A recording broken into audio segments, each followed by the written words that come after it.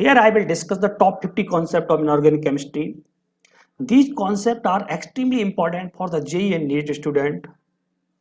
बात करते हैं कि क्वेश्चन आते कितने इनऑर्गेनिक से, तो 1/3 पार्ट इनऑर्गेनिक से आता है। तो अगर जेई की बात करें तो 10 क्वेश्चन बनते हैं ऑन एन एवरेज, और नीट की बात करें तो 15 क्वेश्चन बनते हैं 1/3 पार्ट के अकॉर्डिंग। तो अगर 15 क्वेश्चन की बात करें तो 10 से 12 क्वेश्चन इन्हीं में से रिपीट होने हैं, जो अभी मैं आपको कॉन्सेप्ट बता रहा हूँ। और जेई की बात करें तो 7 to 8 कॉन्सेप्ट इसी में से रिपीट होने, कॉन्सेप्ट रिपीट होने हैं। तो यहाँ से मैं 50 कॉन्सेप्ट डिस्कस करूंगा, नॉट 50 क्वेश्चन। 50 कॉन्सेप्ट मतलब हर कॉन्सेप्ट से रिलेटेड 4 to 5 क्वेश्चन होंगे, तो आपको 250 क्वेश्चन मिल जा रहे हैं बहुत छोटे टाइम पीरियड में। तो this is the power of this lecture. तो स्टार्ट करते हैं फिर यहाँ से। Hello everyone, this is Atul Kumar. आज हम बात करने जा रहे हैं बहुत ही इंपॉर्टेंट टॉपिक, टॉप 50 कॉन्सेप्ट की। तो सबसे पहले बात करते हैं ऑक्साइड की। कॉन्सेप्ट नंबर 1 ऑक्साइड की बात करते हैं। तो ऑक्साइड में न्यूट्रल ऑक्साइड होते हैं और आपके पास मिक्स्ड ऑक्साइड होते हैं। न्यूट्रल ऑक्साइड ये आपने याद रखना है, ये न्यूट्रल ऑक्साइड होते हैं, CO, NO, N2O, H2O, OF2, है ना। तो आप इन्हें याद रखेंगे, इनके अलावा और कोई न्यूट्रल ऑक्साइड नहीं है। फिर हम बात करते हैं मिक्स्ड ऑक्साइड क्या होते हैं। मिक्स ऑक्साइड उन्हें बोलते हैं जहां मेटल की ऑक्सीडेशन स्टेट दो फॉर्म में होती है, मतलब जहां दो मेटल की oxidation state more than one form में है। जैसे एक हो सकता है वो सेम मेटल हो या फिर डिफरेंट मेटल हो, दोनों चीजें हो सकती हैं। तो मेटल अगर दो डिफरेंट ऑक्सीडेशन स्टेट में मिलता है तो हम उसे बोलते हैं मिक्स ऑक्साइड। तो जैसे यहाँ Pb3O4 लिखा हुआ है, तो देखिए यहाँ पर जो ये ब्रेक होगा, ये कई बार ये क्वेश्चन पूछा गया है। तो PbO PbO2, तो यहाँ पर Pb, तो PbO PbO2, तो यहाँ पर Pb दो ऑक्सीडेशन स्टेट में प्रेजेंट है, +2 में और +4 में। अगर हम बात करें Fe3O4 की, तो Fe3O4 दो ऑक्सीडेशन स्टेट में यहाँ पे प्रेजेंट है, +2 और +3 में। तो Fe3O4 आपसे क्वेश्चन पूछा जाएगा तो आप बताएंगे कि +2 और +3 ऑक्सीडेशन स्टेट यहाँ पर इसमें प्रेजेंट है। सिंपली अगर बात करें यहाँ पर ये स्पाइनल स्ट्रक्चर है, तो यहाँ पर मैग्नीशियम +2 है और अल्मोनियम +3 फॉर्म में है। तो ये भी एक मिक्स ऑक्साइड है। मिक्स ऑक्साइड की सिंपल सी डेफिनेशन ये है कि कोई भी मेटल अगर दो डिफरेंट ऑक्सीडेशन स्टेट में प्रेजेंट होता है तो हम उसे मिक्स्ड ऑक्साइड बोलते हैं। अब देखिए इस मिक्स्ड ऑक्साइड से दूसरे टाइप का क्वेश्चन इस तरह पूछा जा सकता है आपसे। Fe3O4 हमने रिएक्शन करानी है इसकी HCl के साथ, HCl के साथ। अब समझते हैं रिएक्शन क्या देगा। अगर हम बात करें FeO की HCl के साथ रिएक्शन कराइए, तो यहाँ पे देखिए +2 ऑक्सीडेशन स्टेट में है, तो ये इधर FeCl2 बना लेगा और प्लस वाटर ये बनेगा। सिमिलरली अगर Fe2O3 है तो FeCl3 बन जाएगा यहाँ पर, है ना। Fe2O3 है, जैसे Fe2O3 है, और अगर इसकी HCl के साथ रिएक्शन कराते हैं तो देखिए यहाँ पर ये +3 ऑक्सीडेशन स्टेट में है, तो FeCl3 बना लेगा प्लस वाटर, है ना, प्लस वाटर ये। अब देखते हैं अगर Fe3O4 की रिएक्शन कराई हमने HCl के साथ, तो यहाँ पर Fe3O4 दोनों ऑक्सीडेशन स्टेट में प्रेजेंट है, तो ये FeCl2 भी बनाएगा और FeCl3 भी बनाएगा प्लस वाटर, बैलेंस करने के लिए, वाटर से बैलेंस करने के। तो इस तरह का क्वेश्चन हमसे पूछा जा सकता है। तो यहाँ पर हमने देखिए इससे एक तो मिक्स ऑक्साइड का क्वेश्चन हो गया और इस तरह के क्वेश्चन भी पूछे जा सकते हैं। अब दूसरी बात करते हैं परऑक्साइड की। नेक्स्ट बात करते हैं परऑक्साइड की। तो परऑक्साइड जो होता है, परऑक्साइड बॉन्डेज इसे बोलते हैं, परऑक्साइड लिंकेज, ये परऑक्साइड लिंकेज है। फॉर्मूला परऑक्साइड का होता है O2-2, this the formula peroxide. तो यहाँ पर देखेंगे अगर यहाँ पर ऑक्साइड इनकी ऑक्सीडेशन स्टेट निकालेंगे तो यहाँ पर इसकी ऑक्सीडेशन स्टेट आएगी 10, है ना। हमें कैसे पता चलेगा कि वहां पर परऑक्साइड बॉन्ड है या नहीं है ना। तो सिंपल सा उसका ये तरीका है परऑक्साइड बॉन्ड को चेक करने का।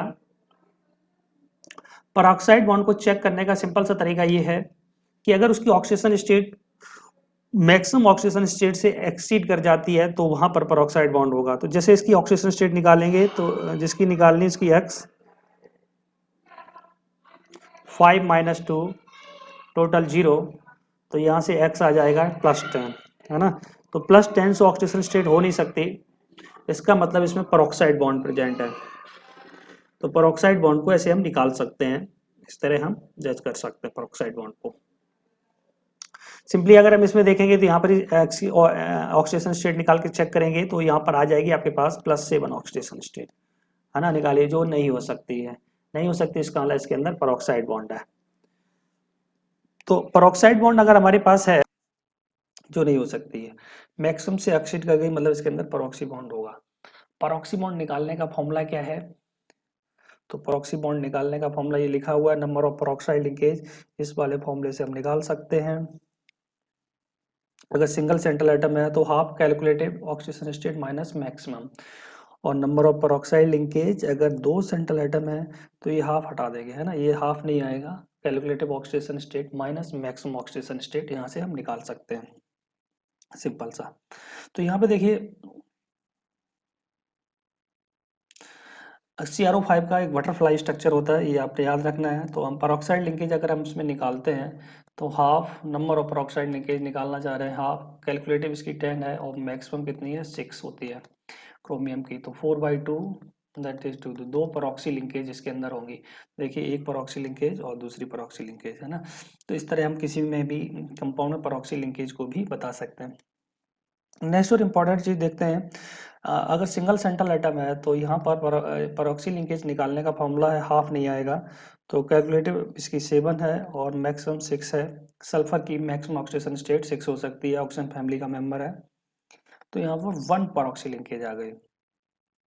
1 पेरोक्सी लिंकेज का मतलब ये है कि इसके अंदर एक पेरोक्साइड बॉन्ड होगा, है ना। अब वो पेरोक्साइड बॉन्ड हुआ क्या, ये सबसे बड़ी हिंट है कि जब भी दो सेंट्रल एटम है, दो सेंट्रल एटम है, तो पेरोक्सी लिंकेज हमेशा उन सेंट्रल एटम के बीच में ही होगी। देखिए यहाँ पर ये है, किसी आप पेरोक्सी लिंकेज को उठाइए जिसमें दो सेंट्रल एटम हो, वो हमेशा सेंट्रल एटम के बीच में होती है। तो एक बहुत बड़ी हिंट है स्ट्रक्चर को ड्रॉ करने की, जिससे हम इजिली स्ट्रक्चर को ड्रॉ कर सकते हैं और इनकी ऑक्सीडेशन स्टेट भी बता सकते हैं। अगर देखिए, अगर हम यहाँ पर क्रोमियम CrO5 में Cr की ऑक्सीडेशन स्टेट की बात करें तो देखिए यहाँ पर इस बॉन्ड को ब्रेक करिए, -1 +1, है ना, इस बॉन्ड को ब्रेक करिए, -1 +1, इस बॉन्ड को ब्रेक करिए, -1 +1, और इस बॉन्ड को ब्रेक करिए, -1 +1, और इस बॉन्ड को अगर आप ब्रेक करेंगे तो -2 +2, है ना, यहाँ पर। तो क्रोमियम जो है +6 आ जाएगा, आप चेक कर सकते हैं, क्रोमियम की ऑक्सीडेशन स्टेट +6 आ जाएगी। नेक्स्ट बात करते हैं सुपर ऑक्साइड की। तो पूरी केमिस्ट्री में तीन ही कंपाउंड सुपर ऑक्साइड बनाते हैं, ऐसा क्यों है उसे देखते हैं। फर्स्ट ग्रुप के मेटल पोटेशियम, रुबिडियम, सीजियम, तीन ही सुपर ऑक्साइड बनाते हैं, ऐसा क्यों है उसको देखते हैं। देखिए ये ऑक्साइड लिखा हुआ है, ये परऑक्साइड और ये सुपर ऑक्साइड। सुपर ऑक्साइड का सबसे बड़ा साइज होता है, फिर परऑक्साइड का, देन ऑक्साइड का। तो बड़ा साइज का अगर कोई कटाइन एनाइन है तो बड़े साइज के कटाइन को सेटिस्फाई करेगा। फर्स्ट ग्रुप में जो सबसे ज़्यादा बड़े साइज के कटाइंस होते हैं, और उनमें भी से सबसे बड़े जो हैं पोटेशियम, रुबिडियम, सीजियम होंगे। जैसे देखिए lithium, sodium, potassium, rubidium and caesium. हलीना कर रब से फरियाद, है ना। तो ये दोनों को छोड़ दें तो ये तीन ही सुपर ऑक्साइड फॉर्म करते हैं। क्यों, नीचे जाने पर साइज इंक्रीज करता है, तो इन तीन का सबसे बड़ा साइज होगा, है ना। तो ये कंपैटिबल फैक्टर है उसके लिए, परऑक्साइड के सुपर ऑक्साइड के लिए।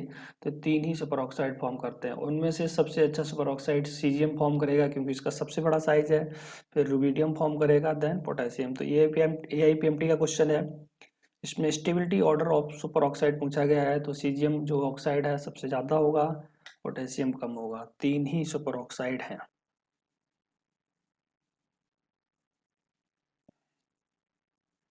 नेक्स्ट बात करते हैं मिक्स एसिड एनहाइड्राइड की। तो ये मिक्स एसिड एनहाइड्राइड है ना, N2O4 Cl2O6 ClO2, ये मिक्स एनहाइड्राइड आपने याद रखने, बहुत इंपॉर्टेंट है मिक्स एनहाइड्राइड, इनसे क्वेश्चन आने के चांस काफ़ी ज़्यादा रहते हैं, और ये एनहाइड्राइड इस फॉर्म में एग्जिस्ट करता है। मिक्स एसिड एनहाइड्राइड का मतलब ये है कि ये दो एसिड बनाएगा, दो एसिड का एनहाइड्राइड है, सिंपली ये भी दो एसिड का एनहाइड्राइड है और ये भी दो एसिड का एनहाइड्राइड है। इसको ऐसा क्यों है उसे समझ लेते हैं। देखिए अगर मैं नाइट्रोजन की बात करें तो नाइट्रोजन के जो स्टेबल ऑक्सी एसिड हैं that is HNO2 and HNO3, या कॉमन ऑक्सी एसिड बोल सकते हैं HNO3। तो यहाँ पर नाइट्रोजन की +5 ऑक्सीडेशन स्टेट है, और यहाँ पर और नाइट्रोजन की जो ऑक्सीडेशन स्टेट है that is +3, +5 and +3।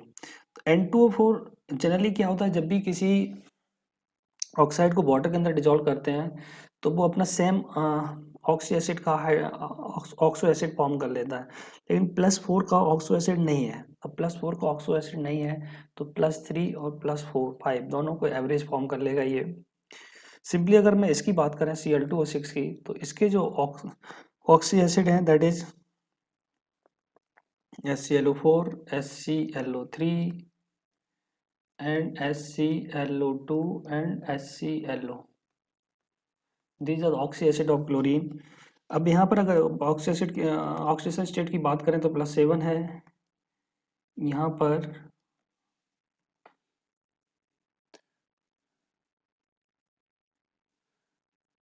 These are 3 mix एनाड्राइड है ना, तो ये आपने याद रखने हैं। 3 मिक्स एनाड्राइड हैं, ये आपने याद रखने हैं, बहुत इंपॉर्टेंट है 3 mix anhydride. These are 3 mix anhydride N2,4 Cl2O6 ClO2 है ना। मिक्स इसलिए है क्योंकि ये इनका हाइड्रोलिसिस करेंगे तो दो एसिड फॉर्म होते हैं। सिंपली इसकी हाइड्रोलिसिस करेंगे तो ClO3 एंड ClO4 होता है। इसकी हाइड्रोलिसिस पे ये फॉर्म कर होता है, इसे हम आगे डिस्कस करेंगे। तो ये इसलिए इन्हें मिक्स एनाडाइड बोलते हैं। नेक्स्ट हम बात करते हैं एम्फोटेरिक मेटल ऑक्साइड की। बहुत बहुत इंपॉर्टेंट है amphoteric metal oxide. Amphoteric metal oxide भी होते हैं जो एसिड के साथ भी रिएक्ट कर सकते हैं, बेस के साथ भी। फर्स्ट प्रॉपर्टी एसिड के साथ, बेस के साथ। सेकेंड प्रॉपर्टी है कि अगर कोई भी एम्फोटेरिक मेटल है, एम मतलब एम्फोटेरिक मेटल, कि स्ट्रॉन्ग बेस के साथ रिएक्शन कराते हैं, स्ट्रॉन्ग बेस के साथ वो हाइड्रोजन गैस को रिलीज करता है। सेकंड और इम्पोर्टेंट प्रॉपर्टी, फर्स्ट प्रॉपर्टी ये है कि स्ट्रॉन्ग एसिड स्ट्रॉन्ग बेस दोनों के साथ रिएक्ट कर सकते हैं। सेकंड और important property, amphoteric metal strong base के साथ रिएक्ट कर हाइड्रोजन गैस को रिलीज करते हैं। सेकंड और इम्पोर्टेंट प्रॉपर्टी। तो देखते हैं एग्जाम्पल से। Al2O3 की अगर बात करें तो ये HCl के साथ भी रिएक्ट कर सकता है और NaOH के साथ भी रिएक्ट कर सकता है। ACl के साथ रिएक्शन करेगा तो अल्मोनियम क्लोराइड फॉर्म करेगा। NaOH के साथ रिएक्ट करेगा तो सोडियम AlO2 है ना, मेटा एल्यूमिनेट बना लेगा। प्लस वाटर बैलेंस करने के लिए लिख लेंगे। तो दीज आर द रिएक्शन। अगर मैं बात करूं यहाँ पर किसी भी स्ट्रॉन्ग बेस को लेंगे, किसी भी स्ट्रॉन्ग बेस को लेंगे एम्फोटेरिक मेटल के साथ, तो हाइड्रोजन गैस को रिलीज करता है। जैसे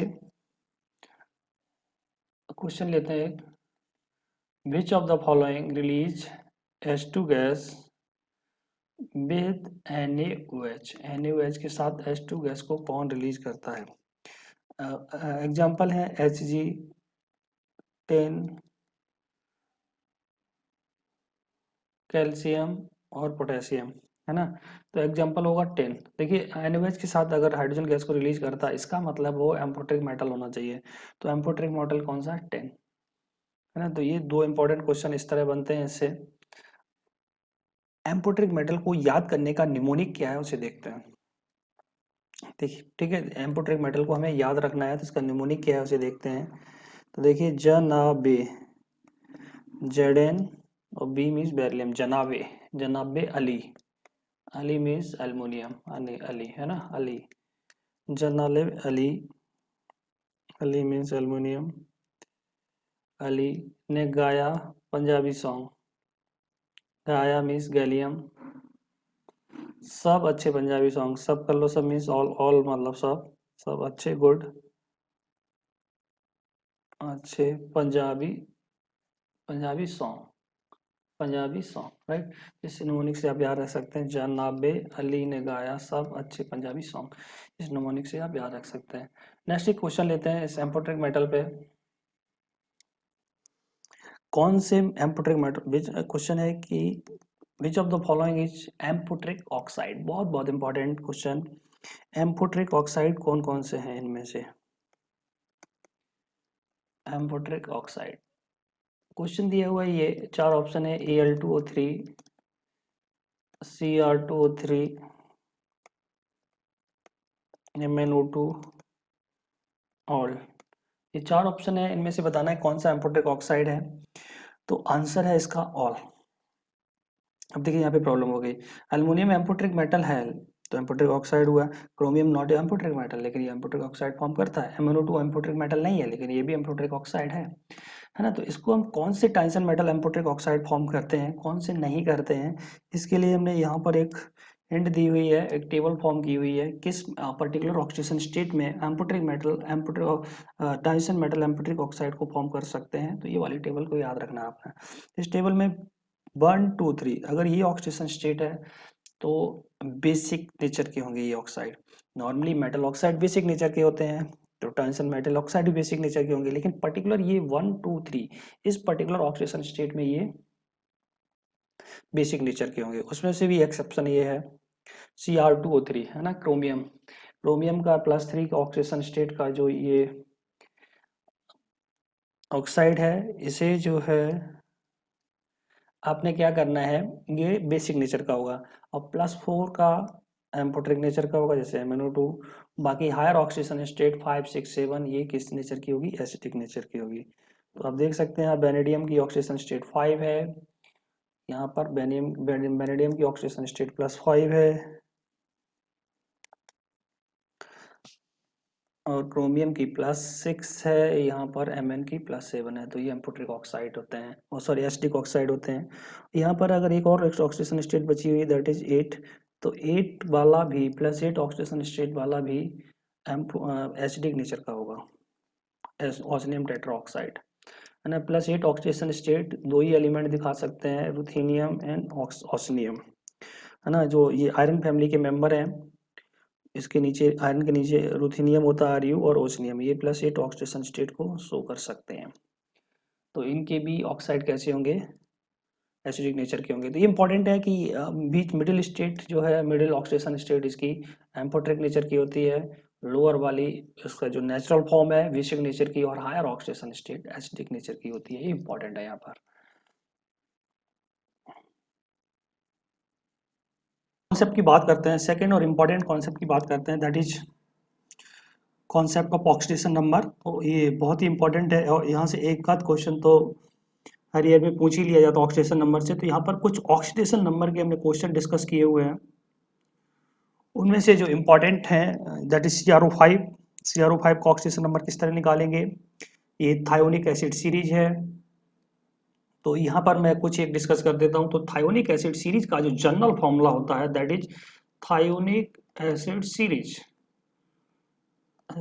ये होती है H2SN+2। सल्फर में थायोनिक एसिड सीरीज बहुत बहुत इंपॉर्टेंट है, जनरली क्वेश्चन यहीं से ज़्यादा पूछा जाता है। तो N की यहाँ वैल्यू हो सकती है, वो हो सकती है 0 0 1 2 अप टू 12 तक।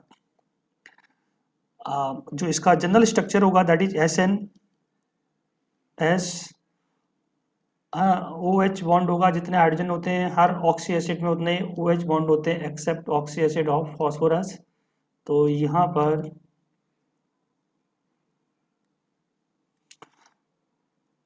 SN+S double bond OH, right, ये जनरल स्ट्रक्चर होगा।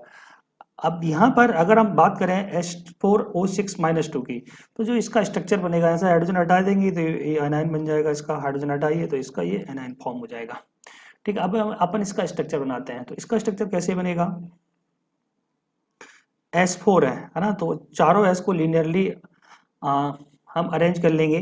ध्यान देना थायोनिक एसिड का जनरल फॉर्मूला ये होगा। यहाँ पर इससे इससे समझ सकते हैं, अगर ये ऑक्सीजन का नंबर और ये जो चार्ज लगा हुआ है उतने ही हाइड्रोजन होंगे। ये 1:3 में है, ऑक्सीजन 3 टाइम्स है और ये चार्ज 2 है ना। तो ये हमेशा थायोनिक एसिड सीरीज का ही फॉर्मूला फॉर्म करेगा। तो यहाँ पर देख देख सकते हैं, ये बनेगा double bond O minus, double bond O, double bond O और O माइनस। तो यहाँ पर इसकी ऑक्सीडेशन स्टेट आप निकालिए, +5 आ जाएगी, और इसकी 0, इस भी 0, और इसकी भी +5। तो थायोनिक एसिड सीरीज में जो ऑक्सीडेशन स्टेट होती है 0 एंड +5 दो हो सकती है ना। इस एलिमेंट की आप निकाल सकते हैं, ये -2 इधर +2, ऑक्सीजन -2 लेगा और सल्फर +2, ये वाला ऑक्सीजन -2 लेगा, ये सल्फर +2 है ना। तो इस तरह हम इसकी ऑक्सीडेशन स्टेट निकाल सकते हैं, कोई इसमें प्रॉब्लम नहीं है, इसकी ऑक्सीडेशन स्टेट इजीली निकाल पाएंगे। ठीक है, और सिंगल बॉन्ड की वजह से -1 +1, तो +5 एंड 0 ऑक्सीडेशन स्टेट आएगी। नेक्स्ट चीज कैरोज एसिड है, तो कैरोज एसिड में इसकी ऑक्सीडेशन स्टेट, यहाँ पर परऑक्सी बॉन्ड होगा, ऑलरेडी डिस्कस चुके हैं परऑक्सी बॉन्ड का क्या तरीका होता है। अगर आप यहाँ सल्फर की ऑक्सीडेशन स्टेट निकालेंगे तो ये एक्सीड कर जाएगी इसके मैक्सिमम ऑक्सीडेशन नंबर से।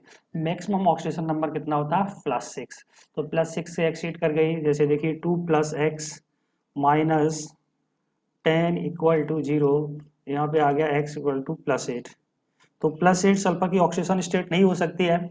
रीजन क्या है, मैक्सिमम सल्फर की ऑक्सीडेशन स्टेट कितनी हो सकती है +6, कि ऑक्सीजन फैमिली का मेंबर है जो उसकी रेंज ऑफ ऑक्सीडेशन नंबर है दैट इज -2 से +6 तक, तो वो नहीं हो सकती। इसका मतलब उसके अंदर प्रॉक्सी बॉन्ड होगा। और सिंगल अगर सेंट्रल एटम है, सिंगल सेंट्रल एटम है, तो नंबर ऑफ प्रॉक्सी बॉन्ड निकालने का फॉर्मूला आपको बताया हुआ है।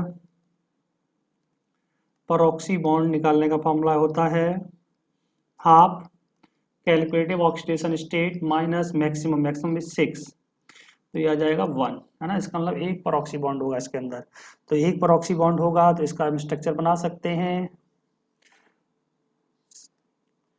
है ना। एक प्रॉक्सी बॉन्ड है तो एक प्रॉक्सी बॉन्ड बना लिया। हाइड्रोजन हमेशा कॉर्नर पे रहता है। दो OH हैं, दो H हैं, दो OH बॉन्ड बने गई। अब बचे आपके पास कितने सल्फर, ऑक्सीजन बचे 2, है ना। तो 2 ऑक्सीजन यहाँ पे लगा देंगे आप डबल बॉन्ड के थ्रू सेंट्रल एटम के अराउंड। ये प्रॉक्सी बॉन्ड आ गया। यहाँ पे सल्फर की ऑक्सीडेशन स्टेट आप चेक कर सकते हैं, +6 आ जाएगी। इसी तरह आप बाकी भी एटम की ऑक्सीडेशन स्टेट बता सकते हैं, बाकी भी एटम की ऑक्सीडेशन स्टेट बता सकते हैं। Fe3O4, है ना, ये मिक्स्ड एसिड है, ऑलरेडी डिस्कस कर चुके हैं। ये है ब्लीचिंग पाउडर, है ना, ब्लीचिंग पाउडर। ब्लीचिंग पाउडर बहुत इंपॉर्टेंट है, ये सैनिटाइजिंग एजेंट होता है। तो अभी कोरोना काल में ये बहुत इंपॉर्टेंट है। इसमें क्लोरीन की ऑक्सीडेशन स्टेट देखते हैं। तो क्लोरीन की जो ऑक्सीडेशन स्टेट आएगी ब्लीचिंग पाउडर में, तो ब्लीचिंग पाउडर का जो स्ट्रक्चर ये होता है OCl, ये हाइपोक्लोराइड बॉन्ड है, ये क्लोराइड, कैल्शियम क्लोरो हाइपोक्लोराइड, है ना। तो ये स्ट्रक्चर होता है। यहाँ पे +1 -1 और ये ऑक्सीजन और सिंगल बॉन्ड होगा यहाँ पर, तो ये आ जाएगा आपके पास +1। तो ऑक्सीजन क्लोरीन की यहाँ पे 2 ऑक्सीडेशन स्टेट है, -1 एंड +1 ब्लीचिंग पाउडर में, है ना।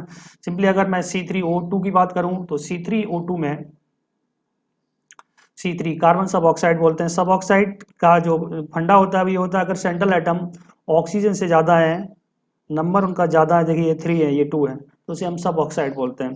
तो ये इसका स्ट्रक्चर बनेगा डबल बॉन्ड हो, ये +2 आएगा, है ना, -2 +2, इधर -2 और ये +2, बीच वाला कार्बन 0, तो ये की ऑक्सीडेशन स्टेट होगी।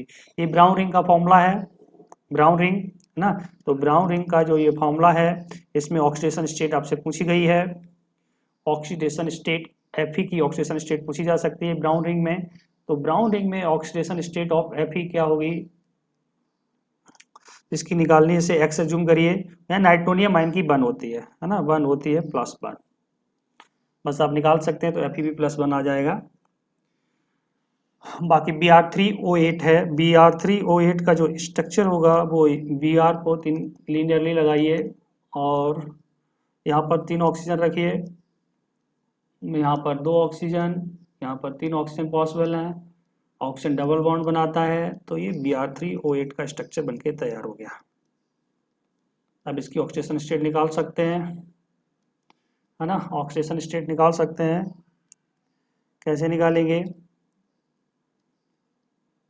इसकी आ जाएगी -+7, है ना। सिमिलरली इसकी भी आ जाएगी +7 और इसकी आ जाएगी +4, राइट। तो ये ऑक्सीडेशन स्टेट ऑफ Br है। यहाँ पर oxidation state, oxidation number of copper की बात करें तो कॉपर अगर कंपाउंडिंग फॉर्म में है तो +2 ऑक्सीडेशन स्टेट स्टेबल नहीं होती, +1 में स्टेबल होता है। अगर वो एक्वस फॉर्म में है तो +2 में स्टेबल होता है। नेक्स्ट, ये कॉपर की ऑक्सीडेशन स्टेट का क्वेश्चन इस तरह पूछा जा सकता है। नेक्स्ट थर्ड कॉन्सेप्ट की बात करते हैं, एस्टिक स्ट्रेंथ, बहुत इंपॉर्टेंट है। एस्टिक स्ट्रेंथ का जो जनरल फंडा होता है वो ये होता है कि अगर हमारे पास जिसकी ऑक्सीडेशन स्टेट ज़्यादा है, अगर सेम एलिमेंट है जिसकी ऑक्सीडेशन स्टेट ज़्यादा है, वो ज़्यादा एसिडिक होता है। तो यहाँ से बहुत इंपॉर्टेंट है, यहाँ से हर साल करीब करीब एक क्वेश्चन पूछ ही लेते हैं। तो जैसे देखिए SO3, 2 ऑक्साइड दिए हैं, एलिमेंट सेम है, इसकी ऑक्सीडेशन स्टेट कितनी है 6, इसकी 4 है, तो ये ज़्यादा एसिडिक होगा।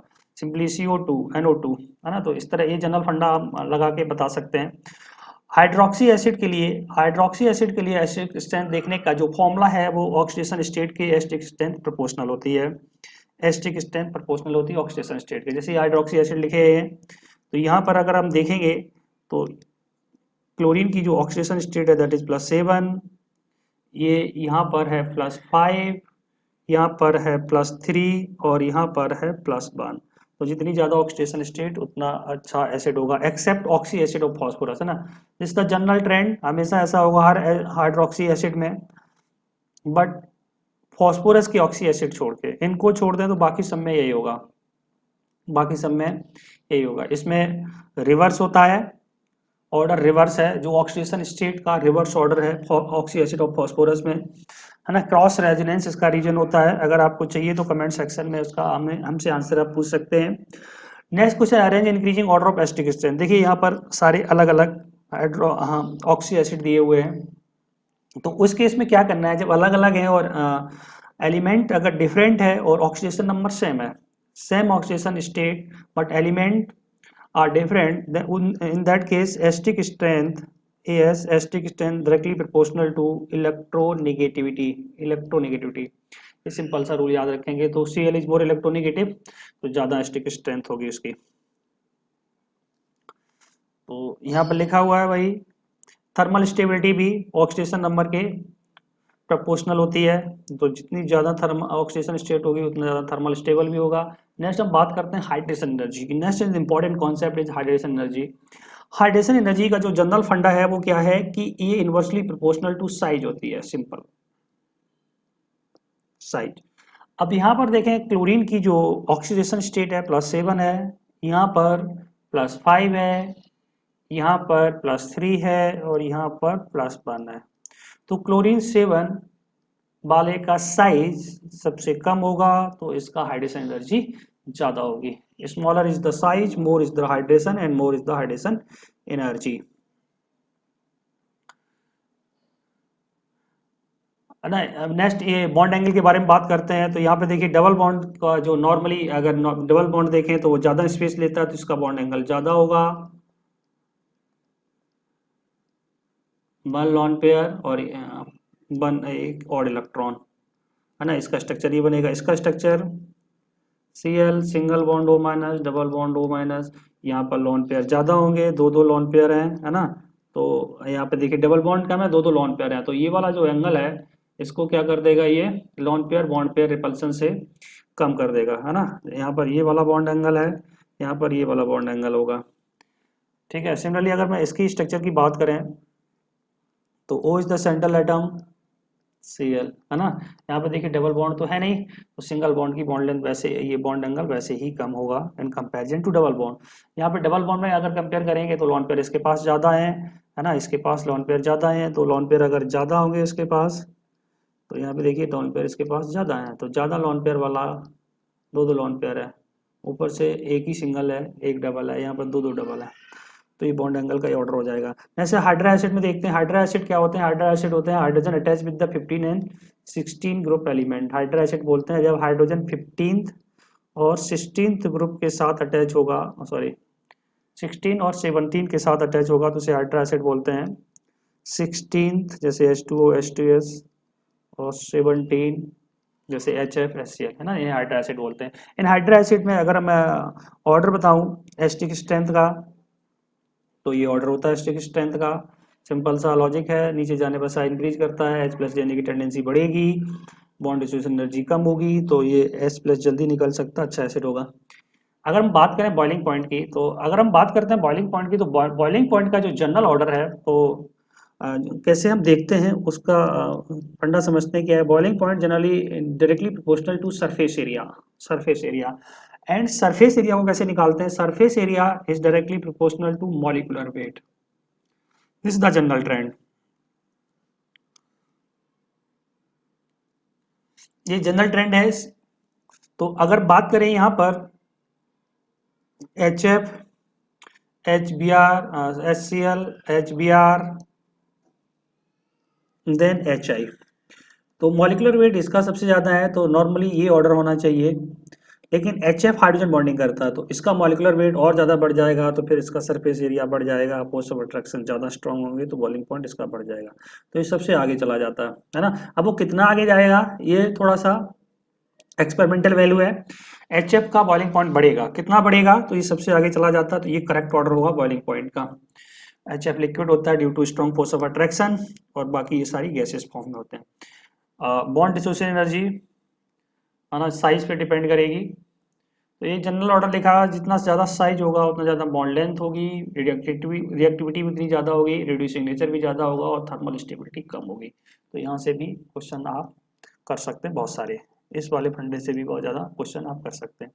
दूसरा देखिए, अगर मैं यहाँ पे कॉन्जुगेट बेस की बात करूँ तो स्ट्रॉन्ग एसिड का जो कॉन्जुगेट होता है वो वीक होता है, तो HI is the strong acid, इसका जो कॉन्जुगेट बनेगा I माइनस, ये वीक बनेगा, तो यहाँ से भी देख सकते हैं इसको। नेक्स्ट और इम्पॉर्टेंट बात करते हैं रिएक्शन विद NaOH। NaOH की रिएक्शन देखते हैं, बहुत इंपॉर्टेंट है NaOH की रिएक्शंस।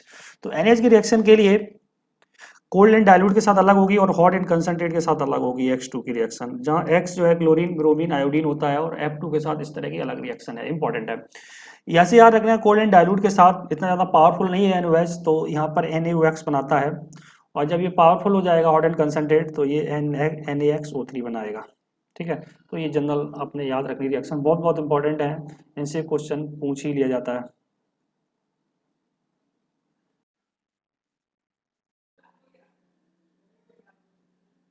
बात करते हैं reaction of HNO3। Reaction of HNO3 extremely important है। रिएक्शन ऑफ HNO3 को 4 कैटेगरी में डिवाइड किया है। डाइल्यूट HNO3 के साथ क्या रिएक्शन होगी, और कंसंट्रेट के साथ क्या होगी, और दो रिएक्शन और हैं जिसमें किसमें H2 रिलीज करेगा, और कौन पैसिव होंगे। तो डाइल्यूट HNO3 के साथ रिएक्शन देखिए, नोबल मेटल रिएक्शन नहीं करते हैं डाइल्यूट HNO3 के साथ, बहुत इंपॉर्टेंट है। Gold, platinum, rhodium and iridium है ना, ये रिएक्शन नहीं करते हैं। Less reactive metal like Pb, Ag, copper, Hg, ये डाइल्यूट HNO3 के साथ रिएक्शन करके NO plus metal nitrate form करते हैं, बहुत इंपॉर्टेंट है। और रिएक्टिव मेटल लाइक Fe और Zn HNO3 के साथ रिएक्शन करके N2 गैस फॉर्म करते हैं, और मेटल नाइट्रेट। और एक और इम्पॉर्टेंट है यहाँ पर वैल्यू डाइल्यूट HNO3 के साथ रिएक्शन, है ना, ये भी पूछी गई है। तो वेरी डाइल्यूट HNO3 के साथ एक ही केस देखेंगे, Fe और Zn की रिएक्शन कराएंगे तो अमोनियम नाइट्रेट फॉर्म होगा, ammonium nitrate plus metal nitrate. यहाँ आप देखिए कि कॉमन चीज़ है, मेटल नाइट्रेट हर किसी में फॉर्म हो रहा है, और उसके साथ फिर हमें देखनी है कौन सी इसमें कॉमन चीज़ है, कौन सी गैस आ रही है, तो ये इंपॉर्टेंट है ना। तो मैं यहाँ पर कुछ ट्रिक्स बता रहा हूँ आपको याद रखने की। देखिए, नोबल मेटल तो डाइल्यूट HNO3 के साथ रिएक्शन नहीं करेंगे।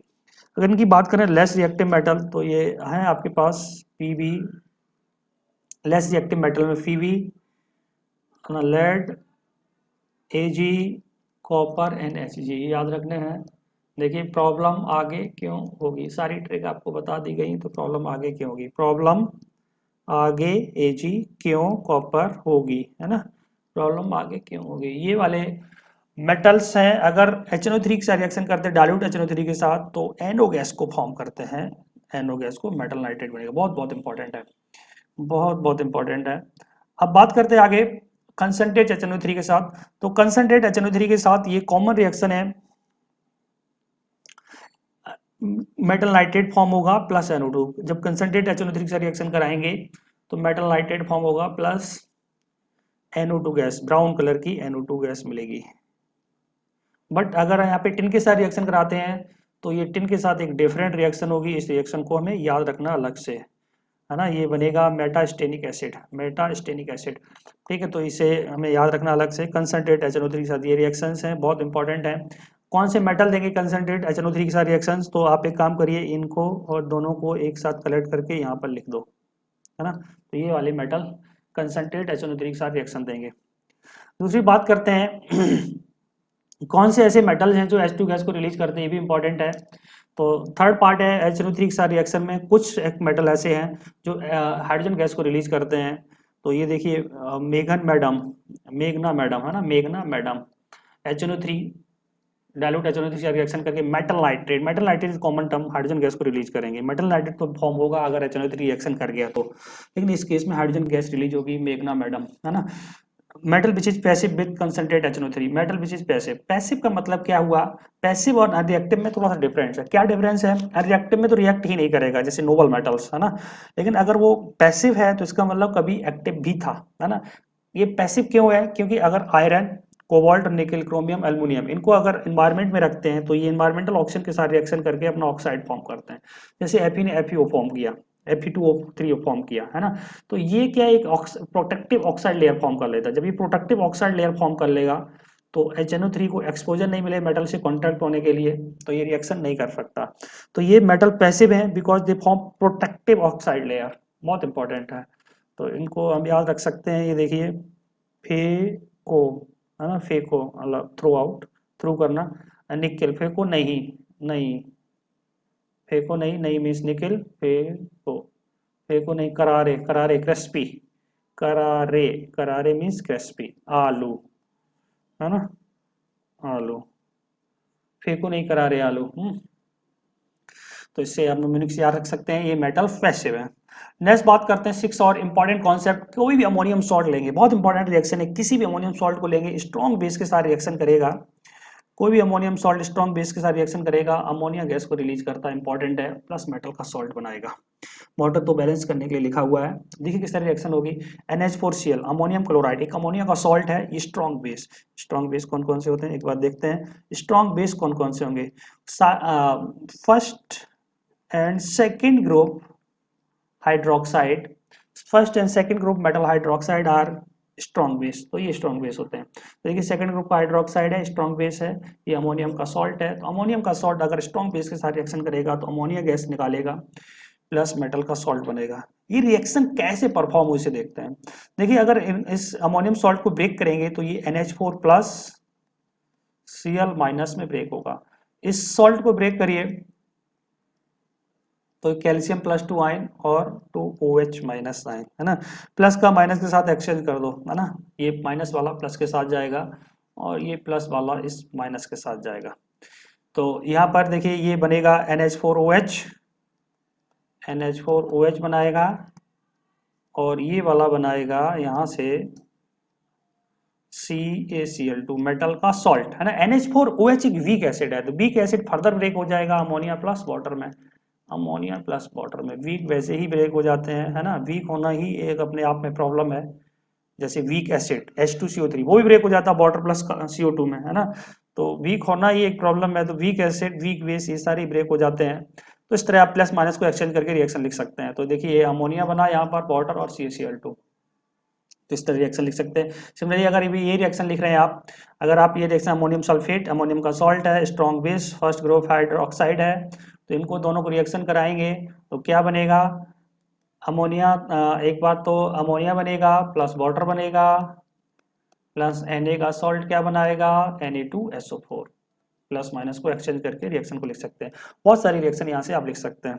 नेक्स्ट कॉन्सेप्ट नंबर 7 की बात करते हैं, important concept number 7। Non metal oxide plus water के साथ रिएक्शन करके ऑक्सो एसिड फॉर्म करते हैं ऑफ सेम ऑक्सीडेशन स्टेट। बहुत बहुत इंपॉर्टेंट कॉन्सेप्ट है। देखिए क्या, सबसे पहले समझते हैं कि जितने भी नॉन मेटल ऑक्साइड हैं वाटर के साथ रिएक्शन करके फॉर्म करते हैं oxo acid of same oxidation state. यहाँ पर स्टार लगा हुआ, कभी ऐसा भी होगा कि सेम ऑक्सीडेशन स्टेट का ऑक्सो एसिड वहां पर है ही नहीं, तो उस केस में क्या होगा। अब नाइट्रोजन की बात करते हैं। नाइट्रोजन के जो कॉमन ऑक्सी एसिड है that is HNO2 and HNO3, nitric acid and nitrous है ना। यहाँ पर +5 ऑक्सीडेशन स्टेट है, यहाँ पर इसकी +3 ऑक्सीडेशन स्टेट। बहुत इंपॉर्टेंट, ध्यान से समझिए। यहाँ पर N+3 ऑक्सीडेशन स्टेट है, यहाँ पर नाइट्रोजन की +5 ऑक्सीडेशन स्टेट। तो +3 वाला HNO2 बना लेगा HNO2, और +5 वाला HNO3 बना लेगा HNO3 है ना। +3 वाला 3 बना लेगा, +5 वाला +5 बना लेगा। सिंपल से बॉटम ना तो ऑक्सीडाइजर है ना तो रिड्यूसर है, तो सिंपली वो क्या ऐड हो जाएगा वाटर जाके, ना तो ऑक्सीडाइज कर पाएगा ना रिड्यूस कर पाएगा, तो HNO3 बना लेगा। इसलिए देखो अब N2O3 is the anhydride form of HNO2, anhydride of HNO2 है ना। वाटर आपने निकाल दिया, HNO3 से वाटर निकालेंगे तो क्या बनेगा N2O5, तो N2O5 is anhydride of HNO3। अब आते हैं N2O4 पे। N2O4 में अगर आप देखेंगे तो यहां पर N2O4 में जो नाइट्रोजन की ऑक्सीडेशन स्टेट है दैट इज +4। अब प्रॉब्लम क्या है कि +4 का अगर आप वाटर मिलाएंगे तो +4 का कोई ऑक्सी एसिड हमारे पास नहीं है। अब उस केस में क्या करें, जब +4 का ऑक्सी एसिड नहीं है हमारे पास, तो उस केस में हमें क्या करना है, हमें एवरेज वैल्यू लेनी है। तो एवरेज देखिए +3 और +5 का अगर एवरेज करेंगे तो कितना आएगा +4, तो ये दोनों ही एसिड बनाएगा HNO2 प्लस HNO3। तो इसलिए N2O4 को मिक्स एनहाइड्राइड बोलते हैं। मिक्स इसलिए क्योंकि ये दो एसिड फॉर्म कर रहा है, HNO2 और HNO3 दोनों का एनहाइड्राइड है, इसलिए N2O4 is called mix anhydride. Important reaction. P4O6 तो फॉस्फोरस के ऑक्सी एसिड देखें, जनरली फॉस्फोरस के ही ऑक्सी एसिड प्रेजेंट हैं, H3PO4, H3PO3 and H3PO2। These are three oxy acid of phosphorus. यहाँ पर फॉस्फोरस की जो ऑक्सीडेशन स्टेट है दैट इज +5, यहाँ पर है +3 और यहाँ पर है +1। राइट, अब यहाँ पर देखिए +3 का ये ऑक्सी एसिड है P4O6, +3 ऑक्सीडेशन स्टेट है इसकी, तो ये बना लेगा H3PO3। ये +5 का है तो ये बना लेगा H3PO4। नेक्स्ट कॉन्सेप्ट नंबर 8 में बात करते हैं मिक्स एनाइड्राइड की। तो ये 3 मिक्स एनाइड्राइड है पूरी केमिस्ट्री में, याद रखेंगे, इनसे बहुत क्वेश्चन पूछा जाता है, एक्सट्रीमली इंपॉर्टेंट है, बहुत ज्यादा फ्रिक्वेंसी यहाँ से क्वेश्चन आने की। तो ये 3 मिक्स एनाइड्राइड है। ये तो हमने डिस्कस कर लिया था, N2O4 बनाएगा HNO2 और HNO3, HNO2 भी बनाएगा और HNO3 भी बनाएगा। ये मिक्स दो एसिड का एनाइड्राइड है। ठीक, अब बात करते हैं इसको मिक्स एनाइड्राइड क्यों बोलते हैं, Cl2O6 और ClO2 क्यों बोलते हैं, इसे समझते हैं। देखिए जनरली अगर हम बात करें क्लोरीन की ऑक्सी एसिड की, तो क्लोरीन की ऑक्सी एसिड ये है HClO4, HClO3, HClO2 और HClO। These are the oxy acid of chlorine. और इनका अगर ऑर्डर देखेंगे, स्टेबिलिटी ऑर्डर, तो यही है thermal stability order, oxidation state के प्रोपोर्शनल होता है। तो यहाँ पर बात करें तो ये +7 ऑक्सीडेशन स्टेट में है, ये +5 में है, ये +3 में है और ये +1 में है। अब बात समझते हैं। अब देखिए यहाँ पर क्लोरीन की जो ऑक्सीडेशन स्टेट है +6। अब प्रॉब्लम क्या है कि +6 का कोई ऑक्सी एसिड हमारे पास नहीं है, तो +6 का ऑक्सी एसिड नहीं है तो ये फिर एवरेज वैल्यू लेगा। तो हमें देखेंगे किसका एवरेज, दो स्ट्रॉन्ग ऑक्सी एसिड का एवरेज 6 किसका आ रहा है, तो ये स्ट्रॉन्ग है, ये स्ट्रॉन्ग है ना, तो इन दोनों का एवरेज कितना आएगा 6, तो दोनों ही बनाएगा ये। देखिए बहुत सारे क्वेश्चन आपने यहाँ से प्रिपेयर कर लिए, इनका थर्मल स्टेबिलिटी ऑर्डर क्या है, एस्टिक स्ट्रेंथ का ऑर्डर क्या है, और मिक्स एनाइड्राइड क्यों बोलते हैं। तो HClO4 ही बनाएगा, HClO3 बनाएगा। अब बात करते हैं यहाँ इसकी ऑक्सीडेशन स्टेट है +4, इस क्लोरीन की जो ऑक्सीडेशन स्टेट है दैट इज +4, लेकिन फिर वही प्रॉब्लम, +4 का ऑक्सी एसिड नहीं है। तो दो ऐसे स्टेबल ऑक्सी एसिड लेंगे जिनका एवरेज 4 आ रहा हो, तो 5 और 3 का एवरेज 4 आएगा, 5 + 3 / 2, तो HClO3 बनाएगा ये और HClO2, बहुत बहुत इंपॉर्टेंट। तो इस मिक्स एसिड एनाइड्राइड को आप याद रखेंगे। नेक्स्ट जो ये रिएक्शन लिखी हुई है P4O10 प्लस कैल्शियम ऑक्साइड, है ना, ये जे का क्वेश्चन है। P4O10 है क्या, देखिए समझिए, बाकी रिएक्शन तो बहुत कम पूछी जाती है, लॉजिक बेस्ड रिएक्शन होगी, है ना। तो ये वेस है आपके पास, और P4O10 का जो एसिड है वो बताइए कौन सा। P4 की ऑक्सीडेशन स्टेट यहाँ पर है +5, तो हमें पता है H3P4 होगा, है ना।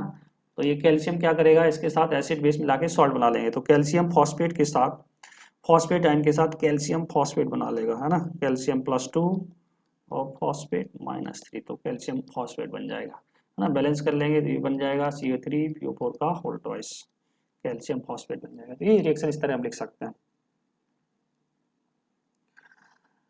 Heating of ammonium salt, next important reaction heating of ammonium salt, बहुत बहुत एक्सट्रीमली इंपॉर्टेंट रिएक्शन है heating of ammonium salt. Ammonium salt का हीटिंग बहुत बार पूछा गया है। तो देखिए अमोनियम सॉल्ट का हीटिंग जो इफेक्ट है वो दो कैटेगरी में डिवाइड किया, एक बार अमोनियम के साथ ऑक्सीडाइजिंग एनाइन है और एक बार नॉन ऑक्सीडाइजिंग एनाइन है। अगर ऑक्सीडाइजिंग एनाइन है तो ऑक्सीडाइजिंग एनाइन कौन कौन से होते हैं उसे देखते हैं। KMnO4 स्ट्रॉन्ग ऑक्सीडाइजिंग एजेंट, जो इसका एनाइन बनेगा MnO4-, ठीक। पोटेशियम डाइक्रोमेट, तो क्या बनेगा Cr2O7-2, HClO4 का ClO4-, HNO2 का NO2-, और HNO3 का जो आयनाइन होगा NO3-।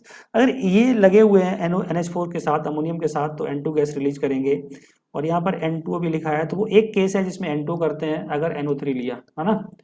एक और फंडा बता रहे हैं आपको, जब भी अमोनियम के सॉल्ट स्ट्रॉन्ग ऑक्सीडाइजिंग एनाइन लगा हुआ है या नॉर्मली ऑक्सीडाइजिंग एनाइन लगा हुआ है, तो एक तरीका और है, आप पहले मैक्सिमम वाटर रिलीज कर दो यहाँ से। तो मैक्सिमम वाटर कितने रिलीज हो सकते हैं, 4 अगर हाइड्रोजन है तो मैक्सिमम वाटर कितने हो सकते हैं, 2, है ना, क्योंकि वाटर में ऑलरेडी H2 होता है, तो 2 वाटर रिलीज कर दो, बाकी बचा यहाँ पर कॉपी कर दो, तो बाकी बचेगा N2 और एक ऑक्सीजन N2।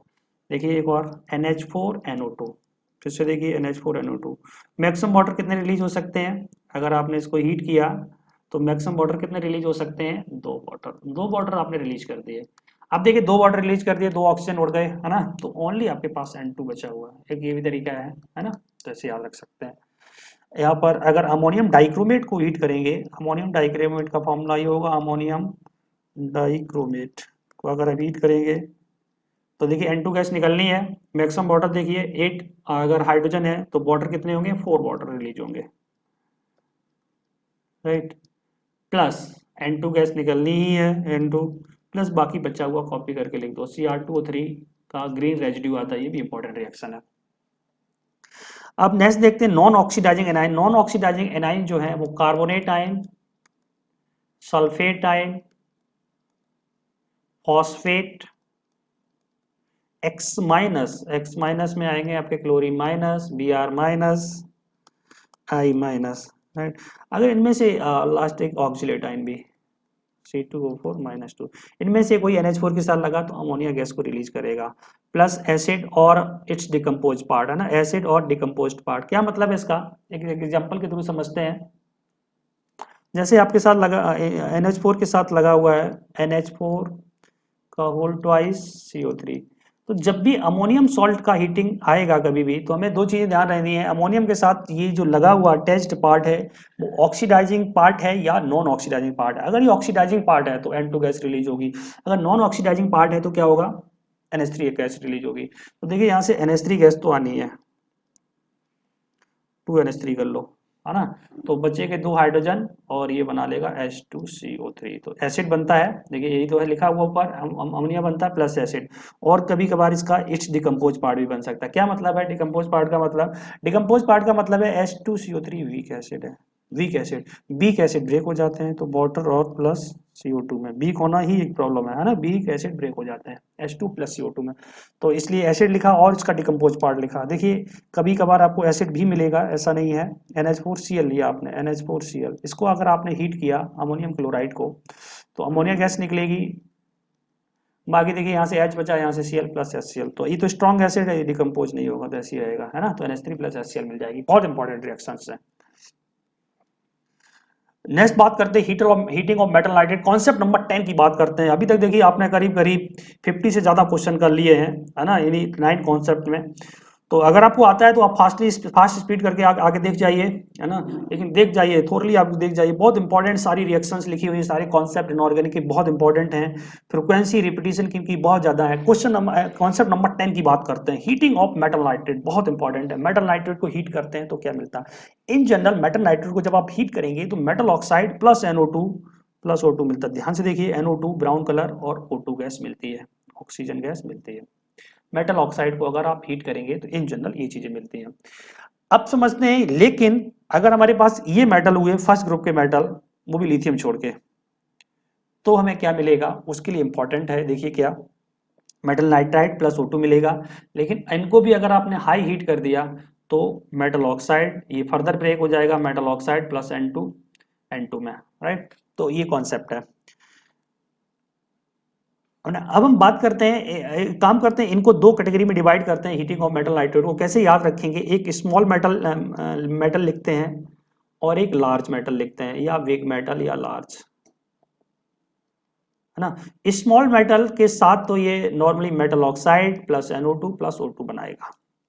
लार्ज मेटल कौन से हैं, फर्स्ट ग्रुप के लिथियम को छोड़ के, sodium, potassium, rubidium and caesium, इनके साथ क्या बनाएगा, ये मेटल नाइट्राइड प्लस O2 बनाएगा। लेकिन अगर हाई हीट कर दिया, बहुत इंपॉर्टेंट है, हाई हीट कर दिया तो metal oxide plus N2 plus O2 बनेगा, राइट। इसका निमोनिक याद रख सकते हैं, स्मॉल मेटल्स को, कौन कौन से स्मॉल मेटल्स हैं, है ना, तो आप ऐसे याद रख सकते हैं, ये है ली मांगे, कार, स्कूटर, बाप, बाप, ने से कुछ नहीं होगा, जिद, जिद से जेड जिद, कर ली, है ना, कर ली, कर ली इज लेड, है ना, कर मीन्स कॉपर और ये लेड, तो बाप ने जिद ली मांगे कार स्कूटर, बाप ने जिद कर ली, है ना, नहीं दे रहा बाप तो ये जिद कर ली, राइट। तो इस निमोनिक से आप याद रख सकते हैं। इसमें एग्जांपल लेते हैं, जैसे आपने लिया मेटल नाइट्रेट को हीट किया तो NaNO3 को हीट किया, अगर आपने NaNO3 को, अगर आपने नॉर्मली हीट किया तो हम बनाएंगे NaNO2 plus O2 normal heat. लेकिन अगर हाई हीट लिखा है या फिर 800 डिग्री उसने मेंशन कर दिया है ना, तो हम क्या बनाएंगे, मेटल का ऑक्साइड क्या बनेगा, Na2O plus N2 plus O2 बनाएंगे। बैलेंस कर लेंगे रिएक्शन को, ये चीजें बनेगी, बस ये ध्यान रखना। ठीक है, हाइट कर दिया इसी को तो हमें ये मिलेगा। नॉर्मल हीट करेंगे 500 है ना, 500 या उससे नीचे तक, तो हमें NaNO2 प्लस O2 मिलेगा।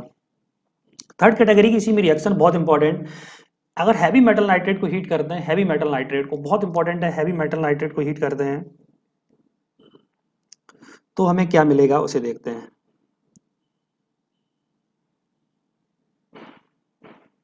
तो देखिए हैवी मेटल नाइट्रेट को, जैसे सिल्वर नाइट्रेट को हीट किया, मरकरी का नाइट्रेट को हीट किया तो क्या मिलेगा उसे समझते हैं। देखिए सिल्वर नाइट्रेट को, जनरल का फंडा हीटिंग इफेक्ट का ये है, किसी भी मेटल नाइट्रेट को हीट करेंगे तो जनरल फंडा आप ये याद रखेंगे, मेटल ऑक्साइड मिलता है, जनरल फंडा आप याद रखेंगे, normal metal oxide NO2 plus O2 मिलता है। तो यहाँ भी वही होगा कि मेटल का ऑक्साइड मिलेगा प्लस NO2 मिलेगा प्लस O2 मिलेगा, तो मेटल का ऑक्साइड क्या होगा, Ag2O plus NO2 brown plus O2 gas मिलेगी, राइट, ये है जनरल फंडा। लेकिन Ag2O जो है वीक ऑक्साइड होता है, ये फर्दर ब्रेक हो जाता है Ag प्लस O2 में, Ag प्लस O2 में। तो फाइनली अल्टीमेटली आपको क्या मिलेगा, जब AgNO3 को आप हीट करेंगे तो एक तो मेटल मिलेगा Ag है ना, ये O2 इस O2 में ऐड हो जाएगा है ना, प्लस NO2 मिलेगा, बैलेंस कर लेंगे रिएक्शन को, O2 बैलेंस, कोई बड़ा काम नहीं है, बैलेंस हो जाएगी है ना, Ag plus NO2 plus O2 मिलेगा।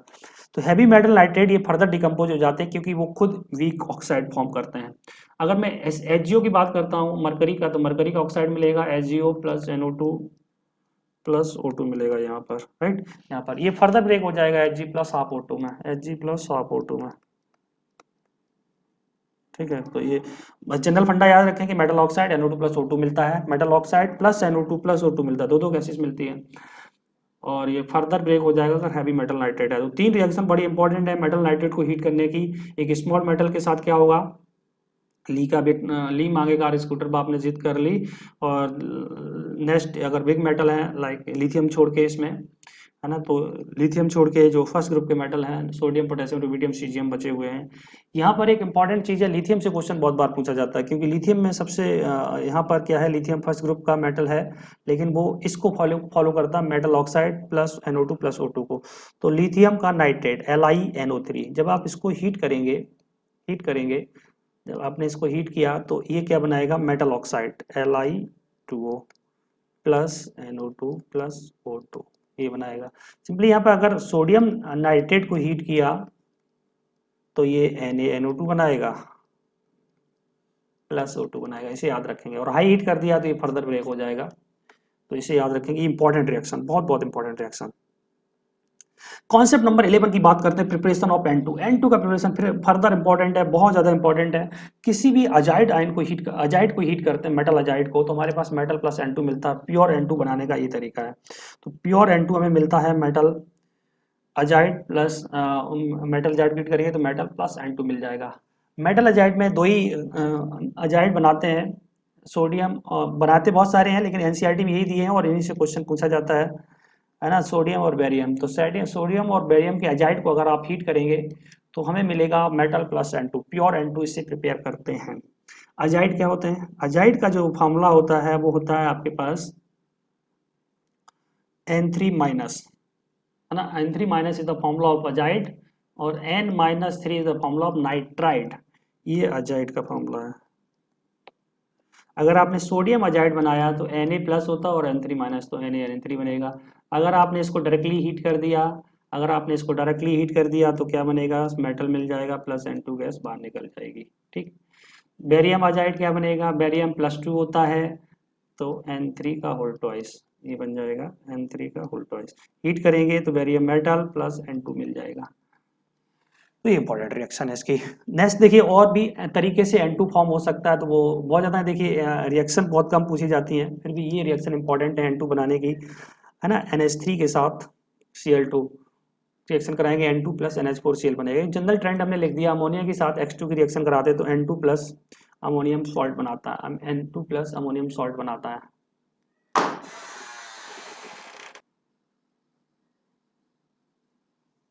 नेक्स्ट कॉन्सेप्ट नंबर 12 की बात करते हैं। Important concept number 12 bleaching powder है ना। ब्लीचिंग पाउडर इंपॉर्टेंट हो जाता है क्योंकि ये कोरोना पीरियड में इंपॉर्टेंट है। ब्लीचिंग पाउडर काफ़ी ज़्यादा यूज होता है। ब्लीचिंग पाउडर, तो ब्लीचिंग पाउडर इसलिए हमने इंक्लूड कर दिया यहाँ पर। ब्लीचिंग पाउडर का एक तो ये फॉर्मूला होता है, एक और फॉर्मूला होता है ब्लीचिंग पाउडर का, अभी देखते हैं। तो सबसे पहले ब्लीचिंग पाउडर का स्ट्रक्चर है, ऑलरेडी डिस्कस कर चुके हैं। तो देखिए इस स्ट्रक्चर में जो ब्लीचिंग पाउडर का नाम है वो कैल्शियम क्लोरो हाइपोक्लोराइड। देखिए तो कैल्शियम है यहाँ पर, क्लोरो और ये हाइपोक्लोराइड है ना, हाइपोक्लोराइड HClO, HClO है ना, हाइपोक्लोरस एसिड है ये। और इससे अगर H प्लस निकाल देंगे तो Cl माइनस हाइपोक्लोराइड बनेगा। तो ये calcium chloro hypochloride the formula of bleaching powder. यहाँ पर Cl की जो ऑक्सीडेशन स्टेट है +1 है और यहाँ पर -1 है, ये ऑलरेडी डिस्कस कर चुके हैं। कैसे फॉर्म होगा, सिलेक्ट लाइम के साथ अगर Cl2 की रिएक्शन कराते हैं, Cl2 की रिएक्शन, तो ये ब्लीचिंग पाउडर फॉर्म होता है, पहला तरीका। दूसरा ये इंपॉर्टेंट दिया हुआ कि ब्लीचिंग पाउडर, इस मिक्सचर को भी ब्लीचिंग पाउडर बोलते हैं। दूसरा इंपॉर्टेंट है कि इस मिक्सचर को भी ब्लीचिंग पाउडर बोलते हैं। तो ये लिखा हुआ है bleaching powder is also mixture of calcium hypochloride and basic calcium chloride. Basic calcium chloride है ना, इनका मिक्सचर को भी ब्लीचिंग पाउडर ही बोलते हैं। तो देखिए किस तरह, ये देखिए आपके पास लेक लाइम है, Cl2 के साथ रिएक्शन कराई तो ये मिलेगा। CaCl2 फर्दर रिएक्शन करता है कैल्शियम हाइड्रोक्साइड के साथ, तो CaCl2 basic form of CaCl2। Basic मतलब CaOH का उल्टा, ये बेस है और ये calcium chloride.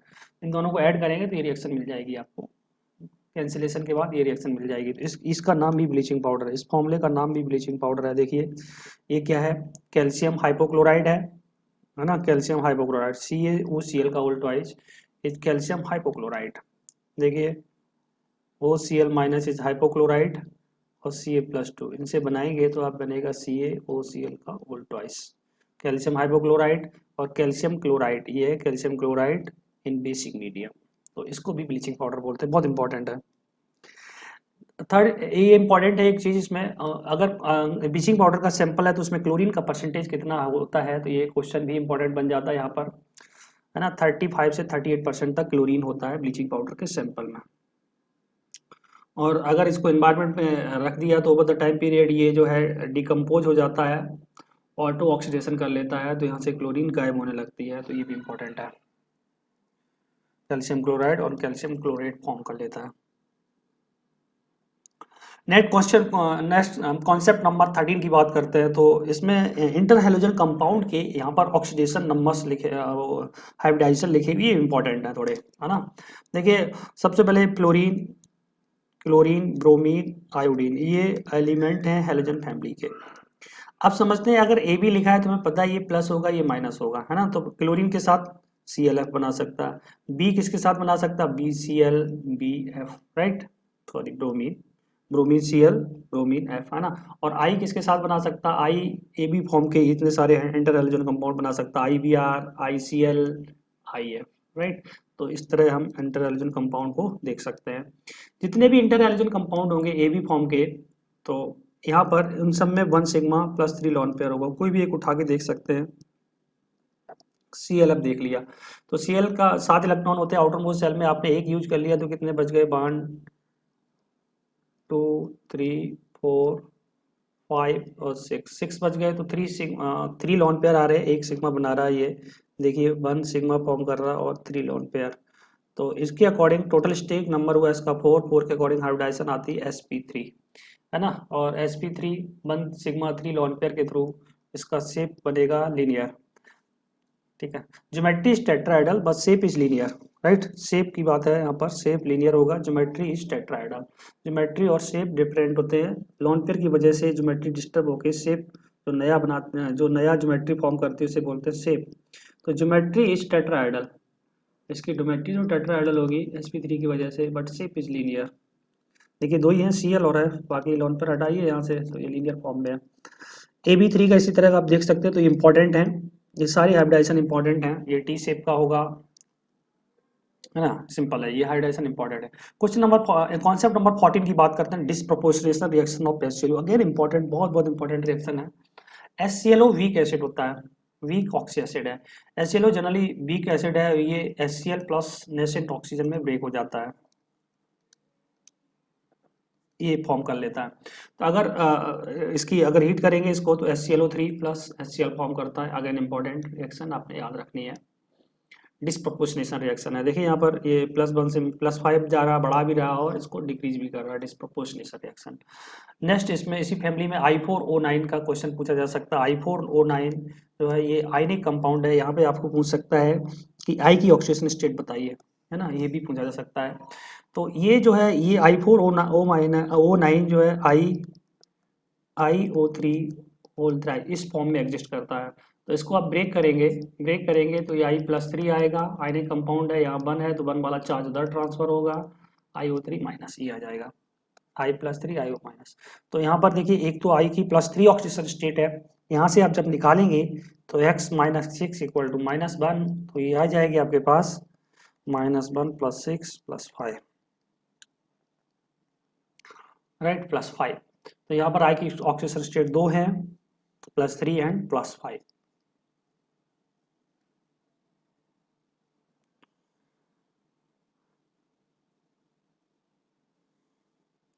Next concept number बात करते हैं, concept number 15, pseudo halide and pseudo halogens.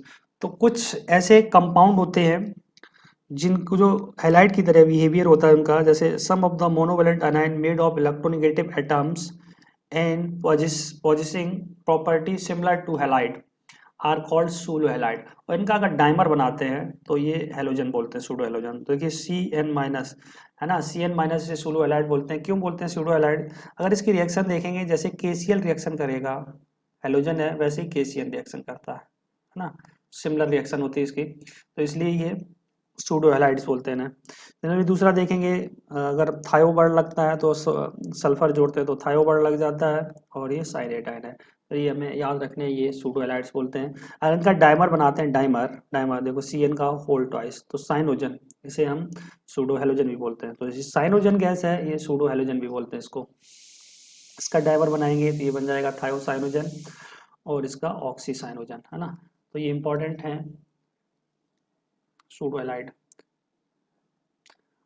Next बात करते हैं कॉन्सेप्ट नंबर 16 की। तो कॉन्सेप्ट नंबर 16 की अगर अपन बात करते हैं तो हाइब्रिडाइजेशन और ज्योमेट्री शेप, लास्ट जो ग्रुप है, ग्रुप नंबर 18 की बात हो रही है। तो इसमें हाइब्रिडाइजेशन ग्रुप और ज्योमेट्री को देखते हैं, किस तरह देखेंगे। देखिए XeOF2 है, तो इसका हाइब्रिडाइजेशन sp3 होगा, टी शेप होगी, ये हमें याद रखना है, ये इंपॉर्टेंट बनता है इससे, ये इंपॉर्टेंट है। तो यहाँ पर अगर बात करें XeOF2, तो हमें थोड़ा थोड़ा फंडा बता रहे हैं आपको ये स्ट्रक्चर बनाने के लिए।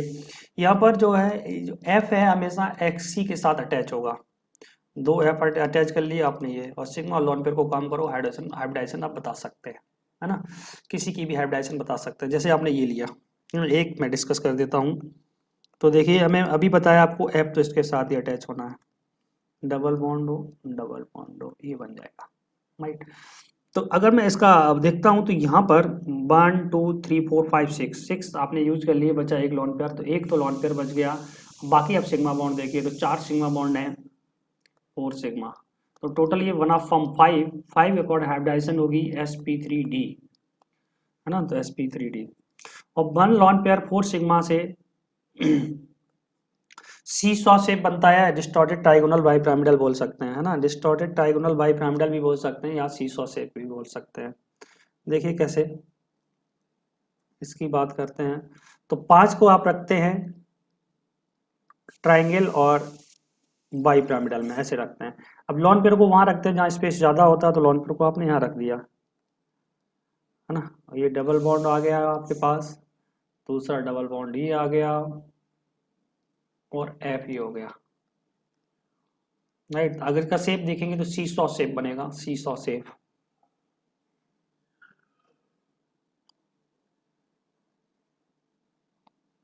सीसॉ शेप और डिस्टॉर्टेड ट्राइंगल बाइपिरामिडल भी बोल सकते हैं। नेक्स्ट क्वेश्चन आपसे ये पूछा जा सकता है, है ना, इसमें ऑक्सीजन और Hc का जो आयनाइजेशन पोटेंशियल है, आयनाइजेशन एनर्जी है, वो सिमिलर होती है, करीब करीब सेम होती है। नेक्स्ट जो इम्पोर्टेंट रिएक्शन है वो आपके पास रिएक्शन है hydrolysis of, partial hydrolysis of, fully hydrolysis of Hc।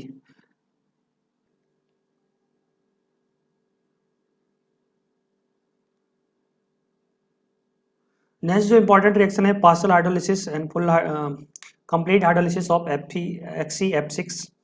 तो देखिए एस Xc F6 की हाइड्रोलिसिस करेंगे, वाटर के साथ रिएक्शन कराएंगे, है ना। कैसे रिएक्शन को याद रखेंगे कंप्लीट और फुल हाइड्रोलिसिस को, उसे समझते हैं। देखिए HF तो बनेगा, अगर हमें कंप्लीट हाइड्रोलिसिस करनी है, कंप्लीट करनी है, ये हाइड्रोलिसिस को कंप्लीट करना है, तो उस केस में देखिए मैक्सिमम HF कितने बन सकते हैं वो निकाल दो आप, हैं। तो मैक्सिमम HF बन सकते हैं 6 हाइड्रोजन तो 6 HF होंगे, 6 हाइड्रोजन है तो 6 HF होंगे, है ना। और बचा हुआ आपके पास XCO3, तो ये कंप्लीट हाइड्रोलिसिस है। अब देखिए अगर आपने पार्शियल हाइड्रोलिसिस करनी है, इसका मतलब आपने वाटर कम लो, तो 2 बॉटल लेंगे। अब देखिए यहाँ पर 4 हाइड्रोजन है तो 4 HF तो आपने निकालना ही निकालना है, बाकी बचा हुआ Xc के साथ रख दो, XcO2 बचा हुआ और 2 फ्लोरीन बच गए तो XcO2F2, ये भी कंपाउंड पार्शियल हाइड्रोलिसिस का होगा। पार्शियल हाइड्रोलिसिस में आप ये भी बोल सकते हैं Fe F6 वाटर के साथ एक सिंगल वाटर ले लो।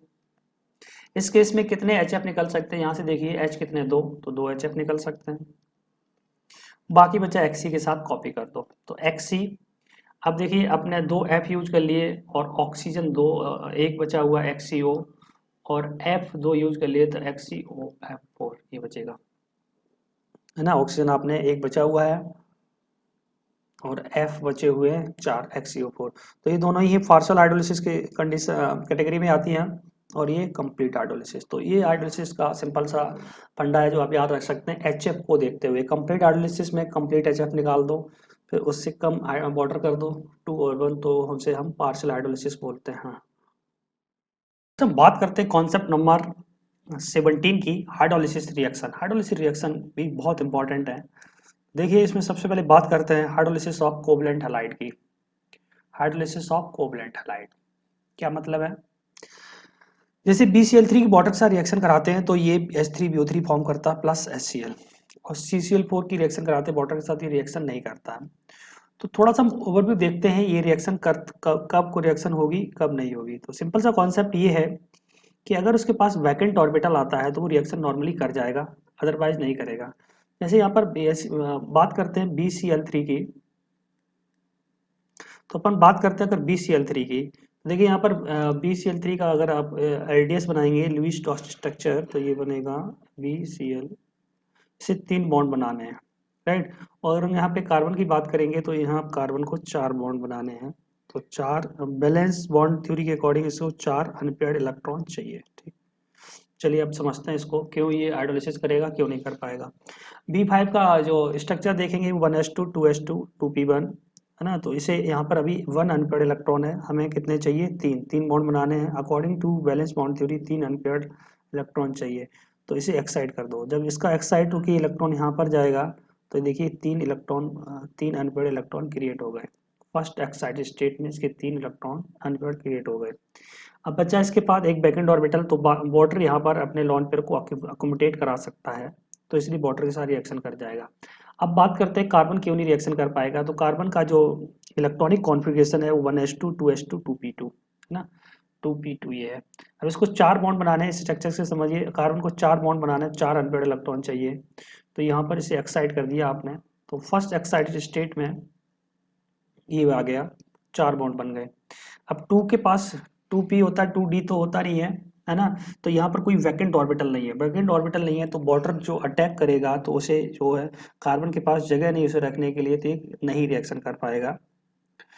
तो ये जनरल ट्रेंड है कि अगर हमारे पास वैकेंट ऑर्बिटल है तो वो रिएक्शन कर जाता है, और अदरवाइज नहीं कर पाता है। तो ये देखिए ये BH3 की जनरल रिएक्शन ये लिखी है, लेकिन क्लोरीन के साथ ये रिएक्शन करेगा, तो आपने याद रखनी है फाइनल रिएक्शन ये लिखी हुई है, फाइनल रिएक्शन ये लिखी हुई है। नेक्स्ट रिएक्शन देखते हैं कार्बन फैमिली के साथ, तो ये आइडलाइज नहीं होते हैं, CF4 CCl4 हाइड्रोलाइज नहीं होते हैं नॉर्मल टेम्परेचर पर, लेकिन अगर से हाई हीट कर दिया जैसे CCl4 को, वाटर के साथ रूम टेम्परेचर में रिएक्शन नहीं करेगा, लेकिन अगर हाई हीट कर दिया तो ये COCl2 deadly poisonous gas CaCl2 form करता है, deadly poisonous gas CaCl2 form करेगा, प्लस 2HCl है ना, COCl2 को हम फॉस्जीन भी बोलते हैं, फॉस्जीन। तो इसका फंडा ये है कि जब इसको आप हीट कर देते हैं, जब आप इसको हीट कर देते हैं CCl4 को, तो CCl4 जो ब्रेक हो जाता है CCl3 प्लस Cl माइनस, है ना, तो अब ये रिएक्शन कर जाता है, तो आपने याद रखना है COCl2 फॉर्म कर लेता है अगर हाई हीट कर देते हैं। नेक्स्ट देखते हैं सिलिकॉन की रिएक्शन। तो सिलिकॉन की रिएक्शन ये लिखी है, बहुत ज़्यादा इंपॉर्टेंट नहीं है।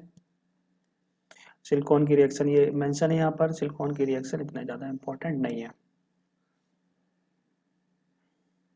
नेक्स्ट देखते हैं hydrolysis of concept number 18 nitrogen family. Hydrolysis of nitrogen family की बात करते हैं तो NF3 रूम टेम्परेचर में हाइड्रोलाइज नहीं होता है, आपने याद रखना है। NF3 अगर वाटर अगर हाई हीट कर देंगे 300 है ना, तो ये N2O3 ब्लू कलर का सॉलिड फॉर्म करेगा प्लस HF, याद रखना है। N2O3 नॉर्मली ब्रेक होता है NO प्लस NO2 में, तो ये भी लिखा हुआ है कहीं भी कि NO बना रहा है और NO2 प्लस HF बना रहा, तब भी वो सही है। नेक्स्ट देखते हैं NH3 की रिएक्शन वाटर के साथ, NX3 की रिएक्शन वाटर के साथ NH3 प्लस HOX बनाएगा। X क्लोरीन ब्रोमीन आयोडीन हो सकता है।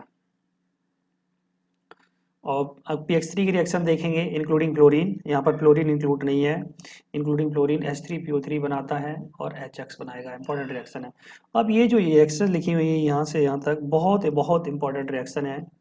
समझते हैं NCl3 की रिएक्शन, हाइड्रोलिसिस करेंगे तो ये हाइड्राइड फॉर्म करता है, इन दोनों का बिहेवियर एक जैसा होता है, एसिड फॉर्म करते हैं, और जो लास्ट में एंटीमनी एंड बिस्मथ हैं ये वाइट टर्बिडिटी देते हैं, बहुत इंपॉर्टेंट है, वाइट टर्बिडिटी फॉर्म करते हैं, वाइट टर्बिडिटी। तो क्वेश्चन ऐसे आएगा, कौन से नाइट्रोजन फैमिली के मेंबर हैं जो दो दो एसिड बनाते हैं। देखिए दो एसिड बना रहा है H3PO4 एंड HCl, बहुत इंपॉर्टेंट है। आर्सेनिक भी दो दो एसिड फॉर्म करता है, जबकि NCl3 हाइड्राइड फॉर्म करता है, बाकी HCl फॉर्म करते हैं, और ये वाइट टर्बिडिटी देते हैं। इसमें जो SVOCl को, एंटीमनी ऑक्सीक्लोराइड को used as a emetic and purgative है, इसमें एमेटिक और पर्जेटिव में यूज करते हैं। नेक्स्ट इंपॉर्टेंट रिएक्शन है PCl3 की रिएक्शन और PCl5 की, दोनों की हाइड्रोलिसिस बहुत इंपॉर्टेंट है, दोनों की हाइड्रोलिसिस। देखिए PCl3 की हाइड्रोलिसिस कराते हैं तो H3PO3 प्लस HCl बनता है, +3 ऑक्सीडेशन स्टेट +3 मिल जाएगी, यहाँ पे +5 में है तो +5 मिल जाएगी, हाइड्रोलिसिस कराएंगे तो +5 मिल जाएगी।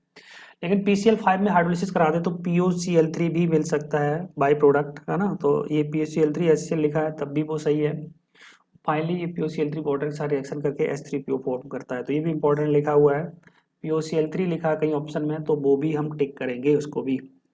नेक्स्ट ये इंपॉर्टेंट दिए हैं, ये आपने मेमोराइज करने हैं। PCl5 जो है कोवलेंट फॉर्म में और सॉलिड फॉर्म में, कोवलेंट फॉर्म में लिक्विड गैस होता है, सॉलिड में आयनिक इस फॉर्म में एग्जिस्ट करता है। इनका हाइब्रिडाइजेशन भी निकाल सकते हैं, हाइब्रिडाइजेशन भी पूछा जा सकता है। PBr5 इस फॉर्म में एग्जिस्ट करता है, PF5 भी सेम फॉर्म में एग्जिस्ट करता है, बहुत बहुत इंपॉर्टेंट है ये। यहाँ देखिए PF5 कोवलेंट में होता है keep structure in solid state, but ये देखिए सॉलिड में आयनिक फॉर्म में होता है और ये भी आयनिक फॉर्म में होते हैं, राइट, आयनिक फॉर्म में, सॉलिड फॉर्म में, आयनिक फॉर्म में होते हैं। तो आपने याद रखना है, इनका हाइब्रिडाइजेशन भी निकाल सकते हैं, है ना, इनका हाइब्रिडाइजेशन एक इंपॉर्टेंट कॉन्सेप्ट है, यहाँ पर हाइब्रिडाइजेशन भी पूछा गया है कई बार, तो हाइब्रिडाइजेशन क्या होता है, इनका भी हाइब्रिडाइजेशन निकाल सकते हैं, राइट। यहाँ पर ये ऑलरेडी डिस्कस कर चुके हैं, N2O3 प्लस H2O HNO2 ये रिएक्शन हो चुकी हैं। नेक्स्ट देखते हैं hydrolysis of 16th group, hydrolysis of concept number 19 hydrolysis of 16th group halide. हाँ, तो यहाँ पर हमें इतना याद रखना है, SF4 हाइड्रोलाइज हो जाएगा, SF6 हाइड्रोलाइज नहीं होगा, है ना, because of the symmetric structure, उसको ज़्यादा हीट चाहिए तो इसका बॉन्ड नॉर्मली ब्रेक नहीं हो पाता है। SF4 हाइड्रोलाइज हो जाएगा, SF6 नहीं होता, बहुत बहुत important question. Hydrolysis of inter halogen compound. Next concept number 20 की बात करते हैं, hydrolysis of the inter halogen compound, बहुत इंपॉर्टेंट है, समझते हैं hydrolysis of inter halogen compound में। देखिए AX की हाइड्रोलिसिस करते हैं इंटर हैलोजन कंपाउंड, तो आपको पता है जैसे ये पहले भी डिस्कस कर चुके हैं, एक बार फिर से देख लेते हैं। जैसे ये क्लोरीन, क्लोरीन ब्रोमीन आयोडीन, है ना, तो आई के Br बनाएगा BrCl, BRF बना सकता है, IBR बना सकता है, ICL बना सकता है, IF बना सकता है ना, क्योंकि आप इधर वाला अगर A भी लिखा हुआ है तो B माइनस होता है, A पॉजिटिव होता है। तो इंटर हैलोजन कंपाउंड में हाइड्रोलिसिस वो हम किस तरह मेमोराइज करेंगे, उसे मैं आपको फंडा बता रहा हूँ, उसे फंडा समझिए, टेक्निक समझिए, टेक्निक क्या है। जब भी इंटर हैलोजन कंपाउंड की AX है, AX है, इधर AX3 है, AX5 टाइप का इंटर हैलोजन कंपाउंड है, या फिर AX7 टाइप का इंटर हैलोजन कंपाउंड है, तो क्या करना है उसमें, देखिए सब में HX तो बनता ही बनता है ना, HX बनता ही बनता है।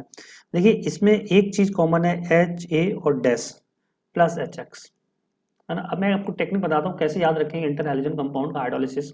देखिए समझिए, यहाँ पर HA सब में बनेगा और HX बनेगा ही बनेगा, ठीक है। तो जैसे आप इसकी हाइड्रोलिसिस करते हैं, इसकी हाइड्रोलिसिस, तो हमने क्या बना लिया, HF, है ना, ये HX बनेगा, X जो ज्यादा इलेक्ट्रोनेगेटिव होगा तो HF बना लेगा, तो HF बना लेगा, तो HAO, है ना, एक O बचा, यहाँ पर एक O लगा लेंगे। अगर आप यहाँ देखते हैं, इसकी ऑक्सीजन नंबर से याद रख सकते हैं, +1 है तो यहाँ +1 हमें मेंटेन करनी है, तो +1 मेंटेन करने के लिए यहाँ पे एक ही O लगाना पड़ेगा। अब यहाँ पे देखिए AX3 में HX तो आप 3HX निकाल दिया, अब यहाँ पर कितने O लगेंगे वो देखिए, HAO2 बनेगा या HAO3 बनेगा, क्या बनेगा उसे देखते हैं। तो HA तो कॉमन है, अब हमने इसकी ऑक्सीजन स्टेट को +3 मेंटेन करना है तो O2 लगाना पड़ेगा, क्योंकि यहाँ पे +3 ऑक्सीजन स्टेट है। सिंपली देखिए इसकी +5 ऑक्सीजन स्टेट है, +5 ऑक्सीजन स्टेट है, यहाँ पर +5 ऑक्सीजन स्टेट है, HX तो आपने बना लिया। अब +5 इसकी एक ही ऑक्सीजन स्टेट को मेंटेन करना है और HA कॉमन होता है, सब में बता दिया HA कॉमन होता है, प्लस यहाँ पर डैश में कुछ आएगा। डैश में क्या आएगा, ऑक्सीडेशन स्टेट बैलेंस करने के लिए उतने ऑक्सीजन आप अटैच कर दो, तो यहाँ पर कितने हैं, O3, 6 ऑक्सीजन स्टेट हो जाएगी, तो ये 5 बच जाएगा, O3 अटैच करना पड़ेगा, है ना। सिंपली IF7 में IaO4 अटैच करना पड़ेगा। तो बड़ा सिंपल सा कॉन्सेप्ट है, ये टेक्निक है, किसी का भी इंटर हैलोजन कंपाउंड का हाइड्रोलिसिस आप बता सकते हैं बहुत easily. HA is the common, dash में उतने ऑक्सीजन आएंगे जिससे उसकी ऑक्सीजन स्टेट बैलेंस हो जाए, प्लस HX आएगा, बहुत इंपॉर्टेंट कॉन्सेप्ट है।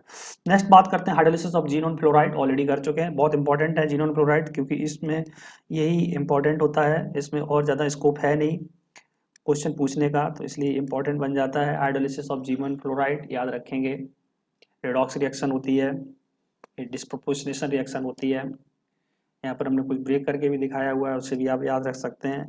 इसको पार्शियल हाइड्रोलिसिस को फंडा में ऑलरेडी बता चुके हैं कैसे याद कर सकते हैं। नॉन रेडॉक्स रिएक्शन होती हैं, ये सारे इंपॉर्टेंट कॉन्सेप्ट लिखे हुए नॉन रेडॉक्स रिएक्शंस होती हैं, है ना। फुली हाइड्रोलिसिस और पार्शियल हाइड्रोलिसिस की टेक्निक क्या याद रखने की ऑलरेडी बता चुके हैं इससे पहले वाले कॉन्सेप्ट्स में।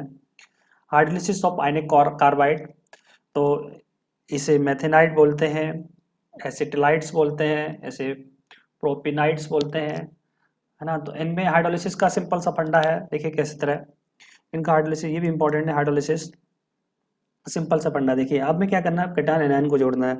जैसे अल्मोनियम कार्बाइड की बात करें तो अल्मोनियम +3 बनाएगा और C-4 है, वाटर का H+ और OH- अलग करिए, तो H+ इसके साथ जाएगा, OH- इसके साथ जाएगा, ये सिंपल सा हाइड्रोलिसिस का फंडा है। तो अल्मोनियम अपना हाइड्रोक्साइड बना लेगा और कार्बन देखिए C-4 और H+, तो क्या बना लेगा, CH4 गैस।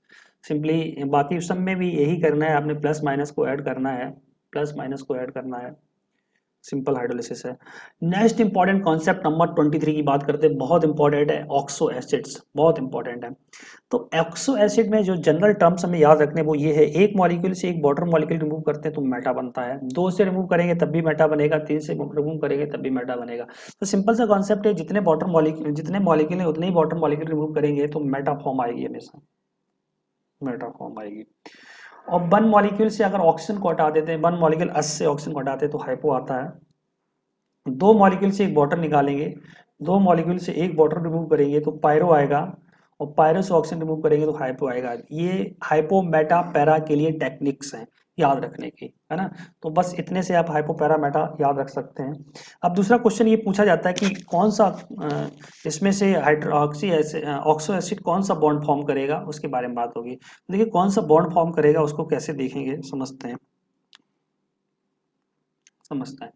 जब भी मेटा का पॉलीमर बनाएंगे तो यहाँ पर आपने याद रखना, मेटा का पॉलीमर बनाएंगे तो इसके अंदर कोई पीपी बॉन्ड नहीं होगा, है ना, कोई पीपी बॉन्ड नहीं होगा, कोई पीपी बॉन्ड नहीं होगा। मैं एक टेक्निक बता रहा हूँ आपको पायरो के लिए, जितने भी पायरो बनाएंगे आप उनके सबके अंदर ऑक्सी लिंकेज होगी। जैसे सल्फर का पायरो बनाएंगे तो SOS आएगा, फॉस्फोरस का बनाएंगे तो POP आएगा, ऑक्सी लिंकेज आएगी, एक्सेप्ट सल्फ्यूरस एसिड का अगर आप पायरो बनाएंगे, है ना, बहुत इंपॉर्टेंट है। ये सारे लिखे हुए हैं, बहुत इंपॉर्टेंट है। लेकिन यहाँ पर PP बॉन्ड नहीं है, POP बॉन्ड होगा। लेकिन सल्फ्यूरस वाले केस में POP बॉन्ड होगा, इसमें सल्फ्यूरस वाले केस में वहां पर SS बॉन्ड होता है। तो बहुत इंपॉर्टेंट है, फिर से मैं रिपीट कर दे रहा हूँ, पायरो के लिए जितने भी पायरो बनाएंगे ऑक्सी लिंकेज होगी। जैसे सल्फर का बनाएंगे तो SOS आएगा सल्फ्यूरिक एसिड का, फॉस्फोरस का बनाएंगे तो POP आएगा। लेकिन सल्फर वाले केस में, सल्फ्यूरस वाले केस में अगर उसका पायरो बनाते हैं तो उस केस में ऑक्सी लिंकेज नहीं होगी। सिंपल सा वो रूल आप याद रखेंगे। दो से एक, अगर दो वाटर मॉलिक्यूल से एक वाटर मॉलिक्यूल निकालते हैं तो हमें मिलेगा पायरो, और इससे ऑक्सीजन निकालते हैं तो hype. This is the rule. Oxo acid of sulphur, next oxo acid sulphur की बात करें तो सल्फर में +4 और +6, +4 और +6, +4 वाले को S बोलते हैं, +6 वाले को एक बोलते हैं। तो देखिए यहाँ पे सल्फ्यूरस एसिड है, देखिए वहीं पे आ गया पायरो है, तो पायरो के अंदर यहाँ पर ऑक्सी लिंकेज नहीं होगी। इंपॉर्टेंट है, ये इंपॉर्टेंट है, ये इंपॉर्टेंट बन जाता है। यहाँ पर ऑक्सी लिंकेज नहीं होगी जबकि SS बॉन्ड होगा, तो इसलिए ये इंपॉर्टेंट है। और अगर यहाँ से आप हीट करते ऑक्सीजन हटाते तो ये फॉर्मूला बन जाएगा हाइपोसल्फ्यूरस एसिड, तो ये बनता है। दोनों के अंदर SS बॉन्ड होगा, इसलिए इंपॉर्टेंट है। ये हमने लिख भी दिया, only pyrosulphuric acid have no oxy linkage. Sulphurous में बनाएंगे ऑक्सी लिंकेज होगी, कोई SS बॉन्ड नहीं होगा और इसके अंदर SS बॉन्ड होगा, है ना। तो इन जनरल बात करें अगर सल्फर के ऑक्सी एसिड की, तो जब हाइपो बनाते हैं तो वहां पर SS बॉन्ड होता है, राइट, SS बॉन्ड होता है। और एक SS बॉन्ड होता है थायोनिक एसिड सीरीज में, तो ये इंपॉर्टेंट है, थायोनिक एसिड सीरीज। और सल्फर के ऑक्सी एसिड इंपॉर्टेंट है, उसमें से थायोनिक एसिड सीरीज इंपॉर्टेंट है। अब समझते हैं SS बॉन्ड कहाँ पर होगा। अगर सल्फ्यूरस का पायरो बनाएंगे तो वहां पर दो मॉलिक्यूल हीट करेंगे, जो बच्चा वो पार्ट लिखेंगे, तो वहां पर SS बॉन्ड होगा। और दूसरा SS बॉन्ड कहाँ पर होगा, थायोनिक एसिड सीरीज में होगा। और कोई हाइपो बना हुआ है तो वहां पर SS बॉन्ड होगा। ठीक, तो तीन फंडे हैं SS बॉन्ड निकालने के। तो ये देखिए थायोनिक एसिड सीरीज को ऑलरेडी पहले डिस्कस कर चुके हैं, ये होता है, इसमें SS बॉन्ड आता है, ये देखिए SS बॉन्ड है, यहाँ पर SS बॉन्ड बन रहा है। एक नीट का क्वेश्चन है 2017 का, in which pair ion both the species contain SS bond. अब देखिए एक तो इसका शॉर्ट ट्रिक है, दूसरा जो कन्वेंशनल तरीका उससे भी आप निकाल सकते हैं। कन्वेंशनल तरीके से भी निकाल सकते हैं SS बॉन्ड किसके अंदर होगा, किसके अंदर नहीं होगा। दूसरा अगर बात करें एक शॉर्ट ट्रिक है, S/O का जहाँ रेशियो 1/3 या 1/3 से ज़्यादा या उसके इक्वल है, 1/3 का मतलब 0.33 है ना, इससे ज़्यादा इक्वल है, तो वहाँ पर SS बॉन्ड होता है। 0.33 से ज़्यादा या उसके इक्वल, तो वहाँ पर SS बॉन्ड होता है। तो यहाँ पे चेक कर सकते हैं, देखिए इसको चेक करिए, 2/3 1/3 आ रहा है, S/O का रेशियो 2/3 1/3 SS बॉन्ड है, 2/3 1/3 से ज़्यादा SS बॉन्ड है ना, 2/7 1/3 से कम हो गया, नहीं होगा, है ना। तो ये ओनली फर्स्ट ऑप्शन बनता है। ये तरीका ट्रिक है, S/O का रेशियो निकालेंगे, 1/3 से अगर वो ज़्यादा आता है तो वहां पर SS बॉन्ड होगा। दूसरा तरीका है जो आप बड़े तरीके से कर सकते हैं कि भाई ये देखिए यहाँ पर ये जो स्ट्रक्चर है ये वाला थायोनिक एसिड का होगा, तो यहाँ पर SS बॉन्ड होगा। और इस स्ट्रक्चर की बात करें तो ये स्ट्रक्चर किसका है, H2S4O6 -2, है ना। -2 तो हटा दिया आपने, ये भी थायोनिक एसिड का ही है, थायोनिक एसिड का, ये थायोनिक एसिड का फार्मूला है। और H2O3 -2 ये फार्मूला बनता है, ये H2O3, है ना। तो इसमें देखिए जो थायोनिक एसिड का जनरल फार्मूला है H2N+2O6, उसको सेटिस्फाई नहीं कर रहा है ये, राइट, उसको सेटिस्फाई तो नहीं कर रहा, तो थायोनिक एसिड का फार्मूला तो नहीं होगा, ये थायोनिक एसिड बन गया। अब दूसरी बात करते फिर ये है क्या, तो देखिए H2SO4 में, अगर H2SO4 में ऑक्सीजन हटा के आप सल्फर को ऐड करते तो थायो बॉन्ड आ जाएगा, तो ये बन जाएगा H2H2O3, थायोसल्फ्यूरिक एसिड, है ना। तो ये थायोसल्फ्यूरिक एसिड है जिसके अंदर थायो बॉन्ड होता है। किस तरह थायो बॉन्ड होता है, थायोसल्फ्यूरिक एसिड का जो फॉर्मूला होता है वो है OH O H double bond O double bond O, ये 4 ऑक्सीजन बॉन्ड है, 4 बॉन्ड है यहाँ पर। इस तरह अगर मैं यहाँ पर एक ऑक्सीजन को हटाता हूँ और सल्फर लगाता हूँ तो ये वाला ऑक्सीजन सल्फर से रिप्लेस कर दो, है ना, तो क्या बन जाएगा HO S double bond S और नीचे डबल बॉन्ड O और OH। तो ये थायो बॉन्ड क्रिएट हो गया यहाँ पर, ये थायो बॉन्ड एसएस बॉन्ड क्रिएट हो गया। तो इस तरह भी देख सकते हैं। तो ऑक्सीजन हटा के सल्फर ऐड करते हैं तो थायो बॉन्ड आ जाता है। नेक्स्ट बात करते हैं ऑक्सी एसिड ऑफ सल्फर की। ऑक्सी एसिड ऑफ सल्फर की नेक्स्ट बात करते हैं ऑक्सी एसिड ऑफ सल्फर की, sorry oxy acid of chlorine की। तो क्लोरीन के जब ऑक्सी एसिड देखेंगे हम तो +3 वाले को एस बोलते हैं, +5 वाले को एक बोलते हैं, है ना। सिंपल सी दो कैटेगरी है ये देखिए। अगर 15 और 16 का कोई ग्रुप है, 15 और 17 का और 16 का, इसमें +4 और +6, इसमें +3 एंड +5, इन दोनों में +3 एंड +5। तो +3 एंड +5 वाले को इसमें अस बोलते हैं, इसमें एक बोलते हैं, इसमें इस पोल +4 वाले को अस बोलते हैं और इसको एक बोलते हैं। तो ये जनरल ट्रेंड है, जनरल ट्रेंड है ये। तो इसमें देखिए इसको अस बोलेंगे क्लोरस एसिड और क्लोरिक, ऑक्सीजन ऐड कर दे तो पर क्लोरिक एसिड हो जाएगा, और इसमें ऑक्सीजन हटाएंगे तो हाइपोक्लोरस एसिड हो जाएगा। हाइपोक्लोरस एसिड सैनिटाइजिंग एजेंट है तो इसलिए इंपॉर्टेंट हो जाता है ये, है ना। Kill corona virus, corona virus को किल करता है, सैनिटाइजिंग एजेंट है ये।